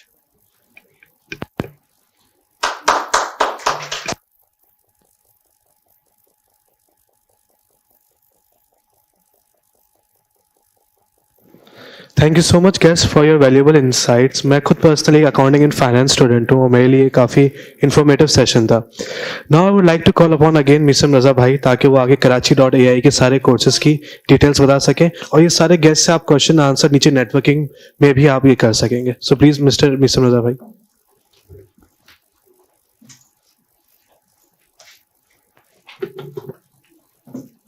Okay जनाब, तो कितने लोग इस वक्त जाग रहे हैं, मोटिवेटेड हैं, या नेटवर्किंग का इंतजार कर रहे हैं कि हमारा जो फजीलत का टाइम वो कब आएगा? ऑलराइट, सो होपफुली आपको क्लियर हो चुका होगा कितना बड़ा स्कोप है इस फील्ड का और ब्राइट फ्यूचर अहेड। माशाल्लाह ये सारे Mustafa, Tauqeer, Ahmed, Ali Faisal, these are all graduates of Karachi.ai, जो कि आपने देखा कि इंडस्ट्री बैकग्राउंड के अंदर एक रिप्रेजेंट भी कर रहे हैं और आपको यहाँ पे चीज़ों को डिटेल कर रहे हैं। तो मैं चाहूँगा कि कम्युनिटी के फ्यूचर स्टार्स जो हैं वो आप लोग हैं और वो आप लोग भी इसी तरह पैनलिस्ट बनेंगे, किसी और इवेंट में कुछ और लोगों को गाइड कर रहे होंगे। सो थोड़ा सा मैं यहाँ पे क्विकली आप लोगों को गाइड कर देता हूँ कि क्या हम कोर्सेज करवाते हैं। और आपने शुरू में ये जर्नी देखी थी और मैंने आप लोगों से वादा किया था कि मैं आप लोगों को एंड में जो है वो इन कोर्सेज के बारे में डिटेल करूंगा। सो this is the entire journey जो कि आपको नजर आ रही है। You became a community member, hopefully अब तक आपने फेसबुक ग्रुप ज्वाइन कर लिया होगा। अब जैसे कि बात की कि हमारे पास 2 तरह के लोग होते हैं, एक CS ओरिएंटेड लोग होते हैं जो कि टेक्निकल बैकग्राउंड रखते हैं, और एक वो जो कि नॉन CS हैं, जैसे फाइनेंस के लोग, मेरी तरह के लोग, और अली फैसल है, और इसके अलावा अहमद है। इस तरह के लोग मौजूद हैं। तौकीर है, Tauqeer is one of the person from actuarial science background, ठीक है जी। सो द आइडिया इज कि जो नॉन CS के लोग हैं उनको डेटा साइंस, AI, ML से मुताल्लिका जो भी टूल्स हैं उनको समझना और सीखना जरूरी है। जैसे कि अली फैसल ने बात की कि मीन्स टू एन एंड क्या है, ये सारे टूल्स हैं, ये टेक्निक्स हैं, ये सारी चीजें, बट एंड इन इटसेल्फ क्या है? You are either working for a business, you are saving the cost for them, या either making money for them. For example, if you are able to upsell something, दराज के अंदर आपने एक algorithm बनाया जिसके जरिए people you may like it और लोग उससे ज्यादा परचेज कर रहे हैं, तो you are selling आपका algorithm translated into dollars. Just how? क्योंकि आपने वो जो चीज बनाई है वो बेहतरीन रिकमेंडेशन देती है एंड पीपल आर इनवाइटेड कि वो जो चीज खरीदने आए थे उसके बाद उनको एक और जरूरत महसूस हो गई, उन्होंने फर्दर सेल कर लिया, तो अप सेल हो गया या क्रॉस सेल हो गया जिसको हम कहते हैं। यहां तक क्लियर है? दूसरी तरफ अगर फॉर एग्जांपल आपने एनालिसिस किया और आपने ये कहा कि हम वैसे तो सारे के सारे, for example I am working in Foodpanda, तो यहां पर मैं सारे लोगों को वाउचर दे देता हूं 1000 रुपए का, तो क्या ये बेहतर है या कुछ स्पेसिफिक लोगों को 1000 रुपए के वाउचर दूं, ये बेहतर है? स्पेसिफिक लोगों को देना ताकि मेरा कम से कम मार्केटिंग का बजट यूटिलाइज हो। So you are saving the cost for the organization that can be implemented in any other else part, जो कि बच जाएगी। सो बिजनेस प्रोफेशनल्स के लोगों को सबसे पहले ये समझने की जरूरत है कि अगर आप ऑलरेडी एक्सेल जानते हैं, तो जैसे इस वक्त आज के जमाने में एक्सेल आप किसी भी इंटरव्यू में अपेयर होते हैं तो वो कहते हैं ना यार ये तो आता ही होगा. डज एनीवन नो कि यार इंग्लिश क्या हम कह सकते हैं अपने रेज्यूमे में आज लिखते हैं कि इंग्लिश मुझे आती है, ये मेरा कारनामा है? नथिंग. एक्सेल मुझे आता है, ये मेरा कारनामा है. अब वो भी कारनामा नहीं रहा, राइट? सो उस तरीके से एक्सेल का जो नया एवोल्यूशन है is to work with the large set of data sets. और आपने ये नोटिस किया कि जितने भी large set of data sets होते हैं वो एक्सेल में नहीं होते. कहां पे होते हैं? डेटाबेसेस में. ठीक है नी? डेटाबेसेस से बीआई टूल्स, जो कि बिजनेस इंटेलिजेंस टूल्स कहा जाता है जिनको, वो कनेक्ट होते हैं and they are able to fetch a lot of big data. और फिर उसके जरिए वो क्या करते हैं? उस पर एनालिसिस करते हैं, उस पर डैशबोर्ड्स बनाते हैं, उस पर प्रिडिक्टिव एनालिटिक्स करते हैं. जैसे एग्जांपल देता हूं मैं आप लोगों को. अगर फॉर एग्जांपल एक एनालिसिस की एग्जांपल देता हूं, उससे आपको समझ में आएगा कि बिजनेस के लोग कैसे काम करते हैं. एक स्टोर ओनर एक स्टोर के अंदर कस्टमर्स आ रहे होते हैं. उसने एक चीज ये नोटिस किया कि फॉर एग्जांपल रमजान के अंदर हमारे पास पकौड़ों का जो है वो मसाले का मिक्स है, उसके साथ लोग रूह अफ़ज़ा की बोतलें भी लेके जाते हैं. एक अलग सेक्शन है और एक अलग सेक्शन है. तो लोग एक सेक्शन से निकलते हैं, दूसरे सेक्शन में जाते हैं, वो चीज लेकर जाते हैं. What he made a change after the analysis of data कि वो लोग जो मसाला भी खरीद रहे हैं और रूह अफ़ज़ा की बोतल भी खरीद रहे हैं, उन्होंने दोनों के रैक बराबर में मिला के खड़े कर दिए. अब इससे क्या हुआ कि वो लोग जो कि जाने की इनकन्वीनियंस रखते थे या जिनको पता नहीं था कि दूसरे सेक्शन में रूह अफ़ज़ा मौजूद है, वो बराबर बराबर में देख के दे आर एंटाइस्ड और वो रूह अफ़ज़ा भी परचेज करके जा रहे हैं. ये बात समझ में आ रही? So this is the perfect example of a business person using data to analyze things and उसके जरिए उसने क्या किया? अपसेल किया, क्रॉस सेल किया, रेवेन्यू जनरेट किया. अब ये स्किल्स अगर आपको सीखने हैं, और हर बिजनेस ये चाहता है कि हम ऐसे लोग हायर करें, या तो वो हमें कमा कर दें या हमें कॉस्ट बचा कर दें. दो ही तरह के लोग हायर होते हैं. तो अगर ये स्किल्स आप अपने पास डेवलप करना चाहते हैं तो certified visualisation expert is one of the entire early course that you can opt इन.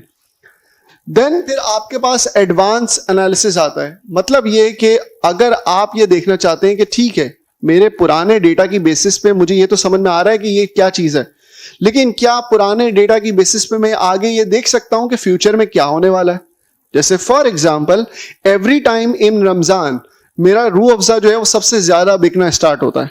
ठीक है नहीं, मैं रूह अफ़ज़ा की यहाँ पे मार्केटिंग नहीं कर रहा, मगर ये कि मैं आपको सिर्फ समझाना ये चाहता हूं कि हर रमजान में मेरे पास रूह अफ़ज़ा ज्यादा बिकता है, या हर सर्दी के अंदर गर्म कपड़े ज्यादा जाते हैं. So there is a cyclical pattern. मतलब ये कि सीजनैलिटी मौजूद है डेटा के अंदर. करेक्ट? सो अगर मैं इन एनालिसिस को टर्न करना चाहता हूं कि अगले विंटर में क्या होगा, तो आई कैन प्रिडिक्ट कि मेरे पास अगले विंटर में भी गर्म कपड़े ज्यादा बिकेंगे, अगले रमजान में भी रूह अफ़ज़ा ज्यादा बिकेगा. इतनी सप्लाई मुझे रखनी है. अगर फॉर एग्जाम्पल कस्टमर आता है और मेरे पास सप्लाई नहीं मौजूद है, तो मैं क्या कर रहा हूं? Is it a loss of business for me? Yes. तो दिस मीन्स कि if I am able to predict my demand and मैं अपनी सप्लाई को उससे मैच कर दूं, तो I will be able to make optimal profits. Make sense? So this is called predictive analysis. Predictive analysis is all around the machine learning and AI part, जिसके अंदर हम फोरकास्टिंग की टेक्निक्स भी हैं, बहुत सारे नए एल्गोरिथम्स हैं, उनको इस्तेमाल करते हैं.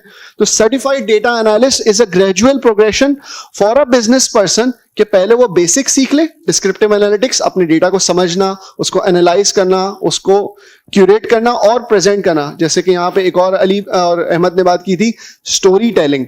स्टोरी टेलिंग इज समथिंग जो अभी मैंने आपके सामने की. मैंने अभी आपको रूह अफ़ज़ा वाली स्टोरी समझाई, मैंने अभी आपको क्रॉस सेलिंग वाली स्टोरी समझाई. This is kind of an art that is called story telling. So अगर आप ऑर्गेनाइजेशन में प्रेजेंटेशन दे रहे हैं और आपको ये नहीं पता कि मैं ये क्यों चीज रिकमेंड कर रहा हूं, what's the story behind, why we should do it, तो ये अगर आर्ट नहीं आता है तो you would not be able to sell your insight. और अगर आप अपनी इनसाइट नहीं बेच सकते तो आप ऑर्गेनाइजेशन को कुछ ना कमा के दे रहे हो ना कुछ बचा कर दे रहे हो. राइट? सो ये इंटायर स्किल्स हैं. इसके अलावा कंप्यूटर साइंस ट्रैक है. जैसे कि हम ये कहते थे कि यहां पर मैं थोड़ा सा आपको कंपैरिजन में बता देता हूं. तमाम यहां पर कोर्सेज नजर आ रहे हैं. अगर आप यहां नोटिस करें कि बिगनर फ्रेंडली कौन सा कोर्स मौजूद है? Certified viz expert. Correct? And then intermediate level पे आपको क्या मिलता है? Machine learning, statistics, coding with Python. यहां पर आपको इंटरमीडिएट में भी चीजें मिल रही हैं. And then followed by the technical mastery, जिसको हम ये कहते हैं CS ओरिएंटेड लोग, जो कि APIs, क्लाउड कंप्यूटिंग, डेटा को एक जगह से निकालना, लेकर जाना, लाना, ये सारी चीजें जो करता है वो डिफरेंट एक डेटा इंजीनियर काम कर रहा होता है। तो आपको लेवल ऑफ डिफिकल्टी नजर आ रहा होगा। अच्छा, इससे एक तासुर ये मिलता है कि शायद ये ग्रेजुअल प्रोग्रेशन है। हाँ, फॉर बिजनेस डोमेन ट्रैक, जैसे ऊपर येलो से मार्क हुआ हुआ है, बिजनेस डोमेन ट्रैक वाले कहां से स्टार्ट करेंगे अपनी जर्नी? विज एक्सपर्ट से स्टार्ट करेंगे। You guys would be learning SQL, Tableau, Power BI, ClickSense. These are the basic business intelligence tools जिनको सीख कर आप अपने डेटा के ऊपर डिस्क्रिप्टिव एनालिटिक्स कर सकते हैं और डायग्नोस्टिक एनालिसिस कर सकते हैं। दो तरह के एनालिसिस होते हैं। डिस्क्रिप्टिव क्या होता है? पास्ट में क्या हुआ। डायग्नोस्टिक एनालिसिस क्या होता है? क्यों हुआ, किस वजह से हुआ। For example, if I Baird a loss in my past, तो मुझे पता ही चला डायग्नोस्टिक एनालिसिस करके कि मेरा एक कस्टमर चले गया था। वो कस्टमर इसलिए चले गया था क्योंकि उसको जो लास्ट ऑर्डर मिला था वो उसके कॉन्ट्रैक्ट के मुताबिक नहीं था। Correct, this is the diagnostic analysis. फिर आपके पास सर्टिफाइड डेटा एनालिस्ट आता है, जिसमें मैंने कहा प्रिडिक्टिव और प्रिस्क्रिप्टिव एनालिटिक्स। प्रिडिक्टिव एनालिटिक्स क्या होते हैं कि विंटर में जाकर गर्म कपड़े और बिकने वाले हैं, विंटर में जाकर जैकेट्स और बिकेंगे, तो हमारी जो डिमांड है वो क्या हो जाएगी? 1 लाख पे चली जाएगी। This is predictive analytics. What is prescriptive analytics? Prescriptive analytics होता है कि अगर 1 लाख पे डिमांड चली जाएगी तो मुझे क्या करना पड़ेगा? यूजुअली मेरा स्टॉक का जैकेट का इन्वेंट्री लेवल होता है 50,000 जैकेट्स, और अगर मुझे पता है कि विंटर में जाकर उसकी डिमांड जो है वो 1 लाख जैकेट्स पे हो जाएगी, तो व्हाट इज द प्रिस्क्रिप्शन? आप लोग क्या एडवाइस करेंगे? You should buy 50,000 more jackets to keep in your inventory, ताकि जब कस्टमर आए तो आप उसकी डिमांड को सफिस कर पाओ। Correct, this is the prescriptive analytics. What AI is doing, वो प्रिडिक्ट कर रही है, प्रिडिक्ट करने के बाद उसको एक बिजनेस एक्शनेबल बिजनेस आइटम के अंदर कन्वर्ट करी कि अब आपको क्या करना चाहिए। सो this is all about certified data analyst.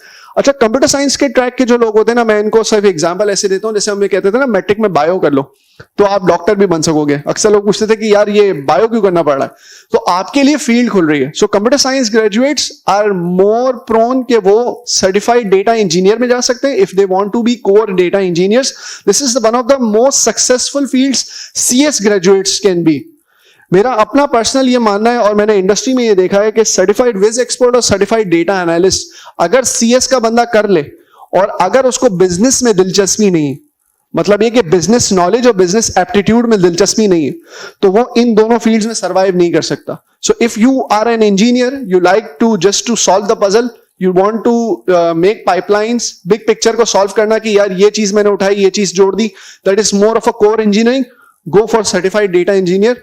Certified data analyst, certified viz expert is one of the other fields that CS people can also pursue, मगर ये याद रहे कि उसके अंदर उनको बिजनेस डोमेन और एप्टीट्यूड सीखना जरूरी है, क्योंकि ये प्रो बिजनेस फील्ड है। जब बिजनेस में आप कोई प्रेजेंटेशन दे रहे होते हो तो वहां पे बिजनेस का एप्टीट्यूड होना जरूरी है। वहां पे ये बात नहीं होगी कि यार ये फला जो चीज है ना इस पे ये लॉक लग गया है, तो बिजनेस वाला बोलेगा मैं क्या करूं यार, लॉक लग गई है, क्या बात कर रहे हो। बिजनेस की टर्म में बात करो, कितने पैसे रुक गए या कितने पैसे बच गए। So this is the entire journey जो मैंने आपको explain की है। You will be starting with the SQL, then फिर आप Tableau सीखते हो, Tableau सीखने के बाद Power BI है और फिर ClickSense है। These are all BI tools that we are going to teach you in the 16 weeks journey all around in your Certified Visualization Expert course. This is the certified data engineer journey. एक data engineer की जो life cycle होती है उसको ये समझ में आना चाहिए कि मैंने डेटा लेकर कैसे आना है, ठीक है। अगर फॉर एग्जांपल कहीं पे डेटा मौजूद है तो अपनी डेटाबेस में कैसे डंप करना है, स्टोर कैसे करना है, उसकी मॉडलिंग कैसे करनी है, ऑर्केस्ट्रेट मतलब ये कि एक दफा अगर मैंने कोई डेटा लाने का मैकेनिज्म बना लिया है तो क्या एज ए डेटा इंजीनियर आप ये एक्सपेक्ट करोगे कि एक बंदे ने 5 घंटे लगाए और एक पूरा कोड लिखा जो कि एक डेटा को एक जगह से लाता है और दूसरी जगह लेके जाता है, ठीक है। क्या वो रोज ये 5 घंटे लगाए, या आप ये चाहोगे कि भाई एक दफा 5 घंटे लगा लिए, अब ये रिपीटेड साइकिल खुद चला करे। नेक्स्ट स्टेप इज टू के रिपीटेटिव साइकिल खुद चले। तो डेटा इंजीनियर्स को ऐसी पाइपलाइंस लिखनी होती हैं जो कि ऑटोमेटेड होती हैं, तो दैट इज कॉल्ड ऑर्केस्ट्रेशन।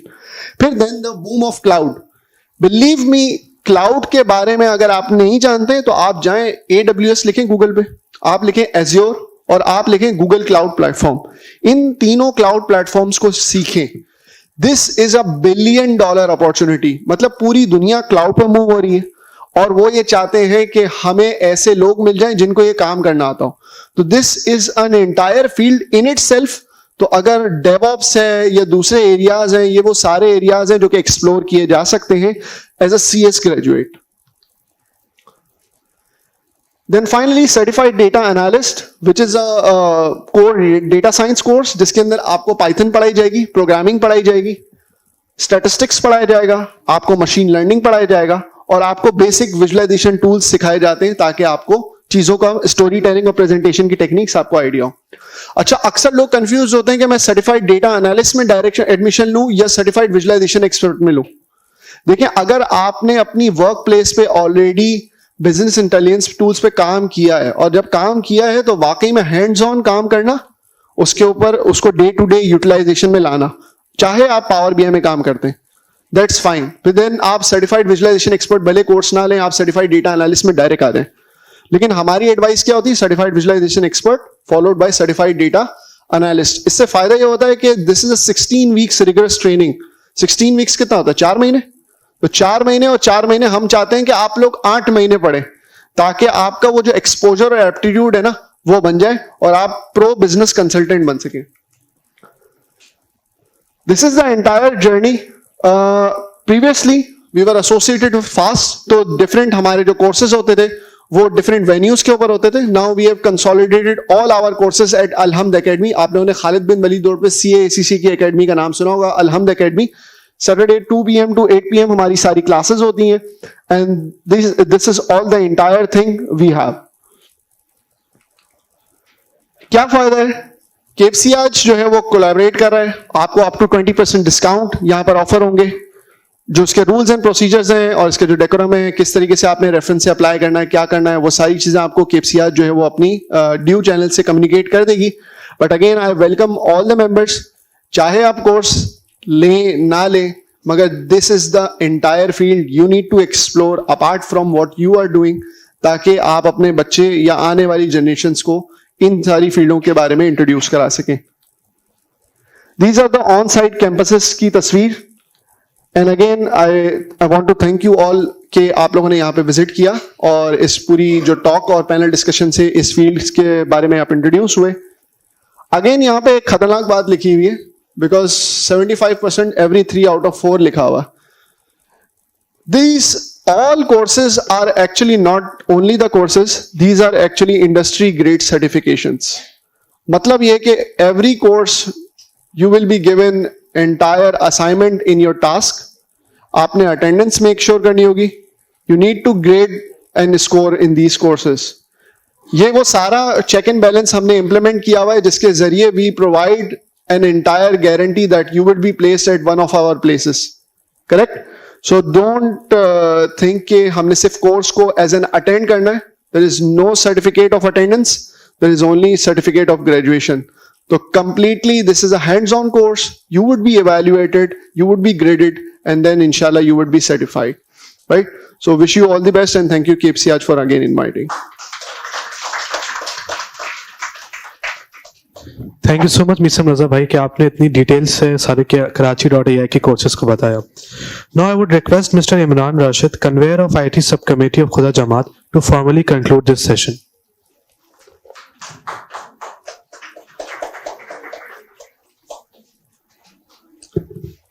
अस्सलाम वालेकुम. मेरे ख्याल से काफ़ी एक बहुत अच्छा सेशन था. तो बिफोर आई मूव फॉरवर्ड मैं चाहूँगा कि ज़रा ज़ोरदार तालियों से एटलीस्ट आप पैनलिस्ट को और मिसम को अप्रिशिएट करें. एक सवाल मिसम ने पूछा था when he came in for courses कि आप कितनी नींद में हैं. थोड़ी बहुत नींद आ रही थी, लेकिन मैं पैनलिस्ट को दाद दूंगा, माशाल्लाह आप लोग के जवाब बड़े इंटरेस्टिंग थे. एंड सीरियसली मेरा होता है कि नॉर्मली कभी कभी मैं आता हूँ, नींद जल्दी आ जाती है, वैसे ही काफ़ी बिजी दिन जा रहे होते हैं, थकन होती है, तो यहाँ पे कभी नींद के लिए अच्छा स्पॉट होता है. बट ऑल क्रेडिट, माशाल्लाह बिल्कुल नींद नहीं आई. सबसे पहले मैं शुक्रिया करूँगा जमात का. माशाल्लाह ये सीरीज़ के सारे इनिशिएटिव जो ऑर्गेनाइज कर रहे हैं, इसके अलावा और भी बहुत सारे इनिशिएटिव्स हैं. आजकल इन्होंने जो यूथ को कंसंट्रेशन दी हुई है, इंशाल्लाह इसमें आगे जाके हमें बहुत फ़ायदेमंद होगा. अबुल अंकल प्रेजेंट है, उनका खास शुक्रिया. अस्करी भाई जिन्होंने इस इनिशिएटिव पे काम किया हुआ है, मेहदी भाई जिन्होंने इंट्रोडक्शन दी थी और काफ़ी चीज़ों में इन्वॉल्व रहते हैं, सामने कम आते हैं. साथ साथ मैं कराची AI का शुक्रिया करूँगा, ख़ास तौर पर मिसम भाई का. माशाल्लाह वेरी नाइस। जो शुरू में आपने इंट्रोडक्शन किया था, जो एक चीज़ आपने इंट्रोडक्शन में बोली थी, इंस्टीट्यूट्स का आपने नाम लिया था, मेरे ख्याल say that was very nice, because एक अच्छी बात है कि हम सब सुनते रहते हैं कि सोशल वर्क में डिफरेंट इंस्टीट्यूशंस काम कर रहे हैं। इन्होंने जिफ का मेंशन किया था, जावा कोर्सेज का, और भी चीज़ें इन्होंने मेंशन की। एक बड़ी अच्छी बात होती है जब किसी को सुनने में आता है कि छोटी छोटी इस तरह के इनिशिएटिव्स चल रहे हैं और वो सक्सेसफुल हैं। तो आप लोग भी बोलूँगा इस चीज़ से अपने हिम्मत बढ़ाएं, सोशल वर्क में भी इन्वॉल्व हों, इनिशिएटिव्स में भी इन्वॉल्व हों, उससे फ़ायदा होता है। It is hard to believe कि आप ACCA से एकदम से AI में गए। माशाल्लाह बड़ा अच्छी तरह से आप बात कर रहे थे। And yes, ACCA is somewhat hard, but बहरहाल लाइक यू सेड, मेहनत करके सब कुछ हो जाता है। हमारे जो मॉडरेटर पैनलिस्ट हैं, मोहम्मद तौकीर, सैयद अहमद अली, सैयद अली फैसल, मुस्तफ़ा अमीर, आप लोग का बहुत बहुत शुक्रिया। It was very nice. आप लोग ने जो इंडस्ट्री के अपना एक्सपीरियंस बताया, एक्सपोजर बताया, वो बहुत मेरे ख्याल से काम करता है। And this is not just useful for those who are doing data science.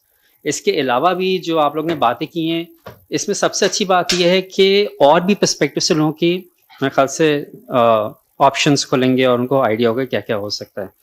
And as an quick example, इसी फील्ड में, and because I had this conversation some time ago with a friend, data science से क्या फ़ायदा होता है जब companies बड़ी होती हैं, तो डेटा साइंस कितना क्रिटिकल होता है।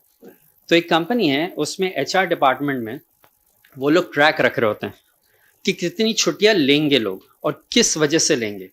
सो as an example, because this is a discussion I had very recently the beginning of this year, पिछले सालों में फ्लू के वजह से एक पर्टिकुलर कंपनी में जनवरी में 5% स्टाफ हमेशा छुट्टी लेता था।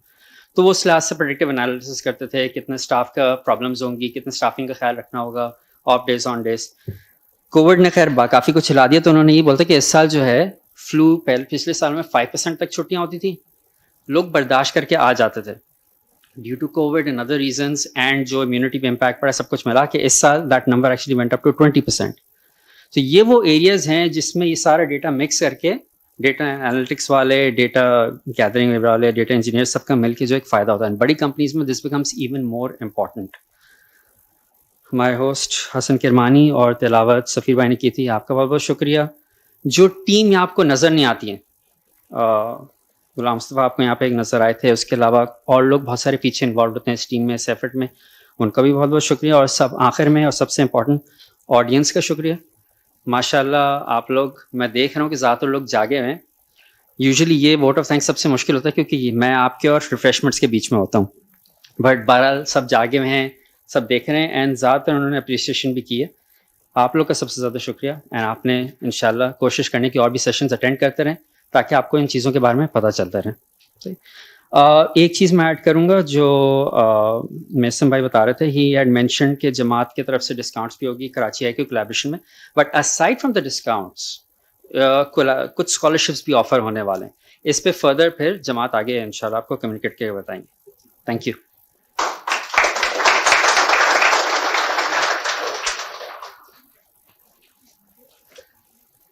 Thank you so much, Mr. Imran, for the closing remarks.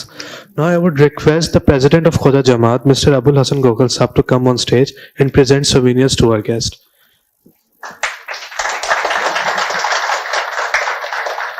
I would request Misam Raza Bhai to come on stage and collect their souvenir.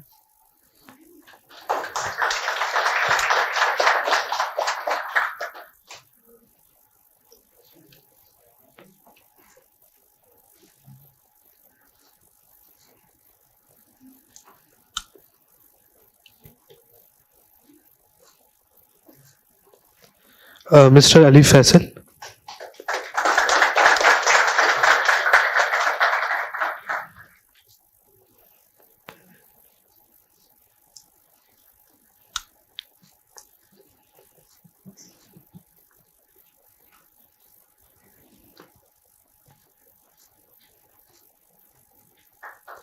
Mr. S. Ahmad Ali.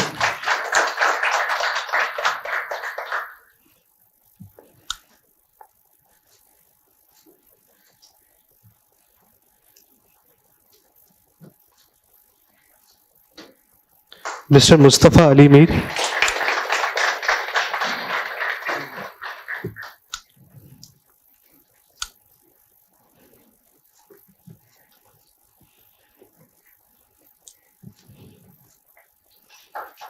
Mr. Mohammad Taqir.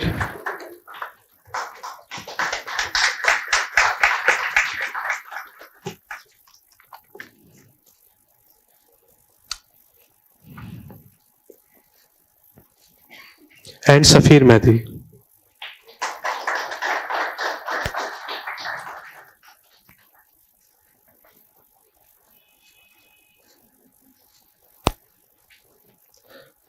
I would like Safir Mehdi to come on stage and end the session with Dua Imam Zaman.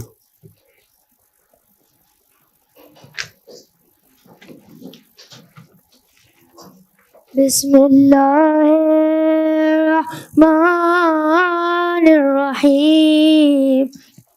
Allahumma kulli walikal Hujjat ibn al-Hasan صلواتك عليه وعلى آبائه في هذه الساعة وفي كل ساعة وليا وحافظا وقائدا وناصرا ودليلا وعينا حتى تسكنه أرضك طوعا وتمتعه فيها طويلا برحمتك يا أرحم الراحمين اللهم صل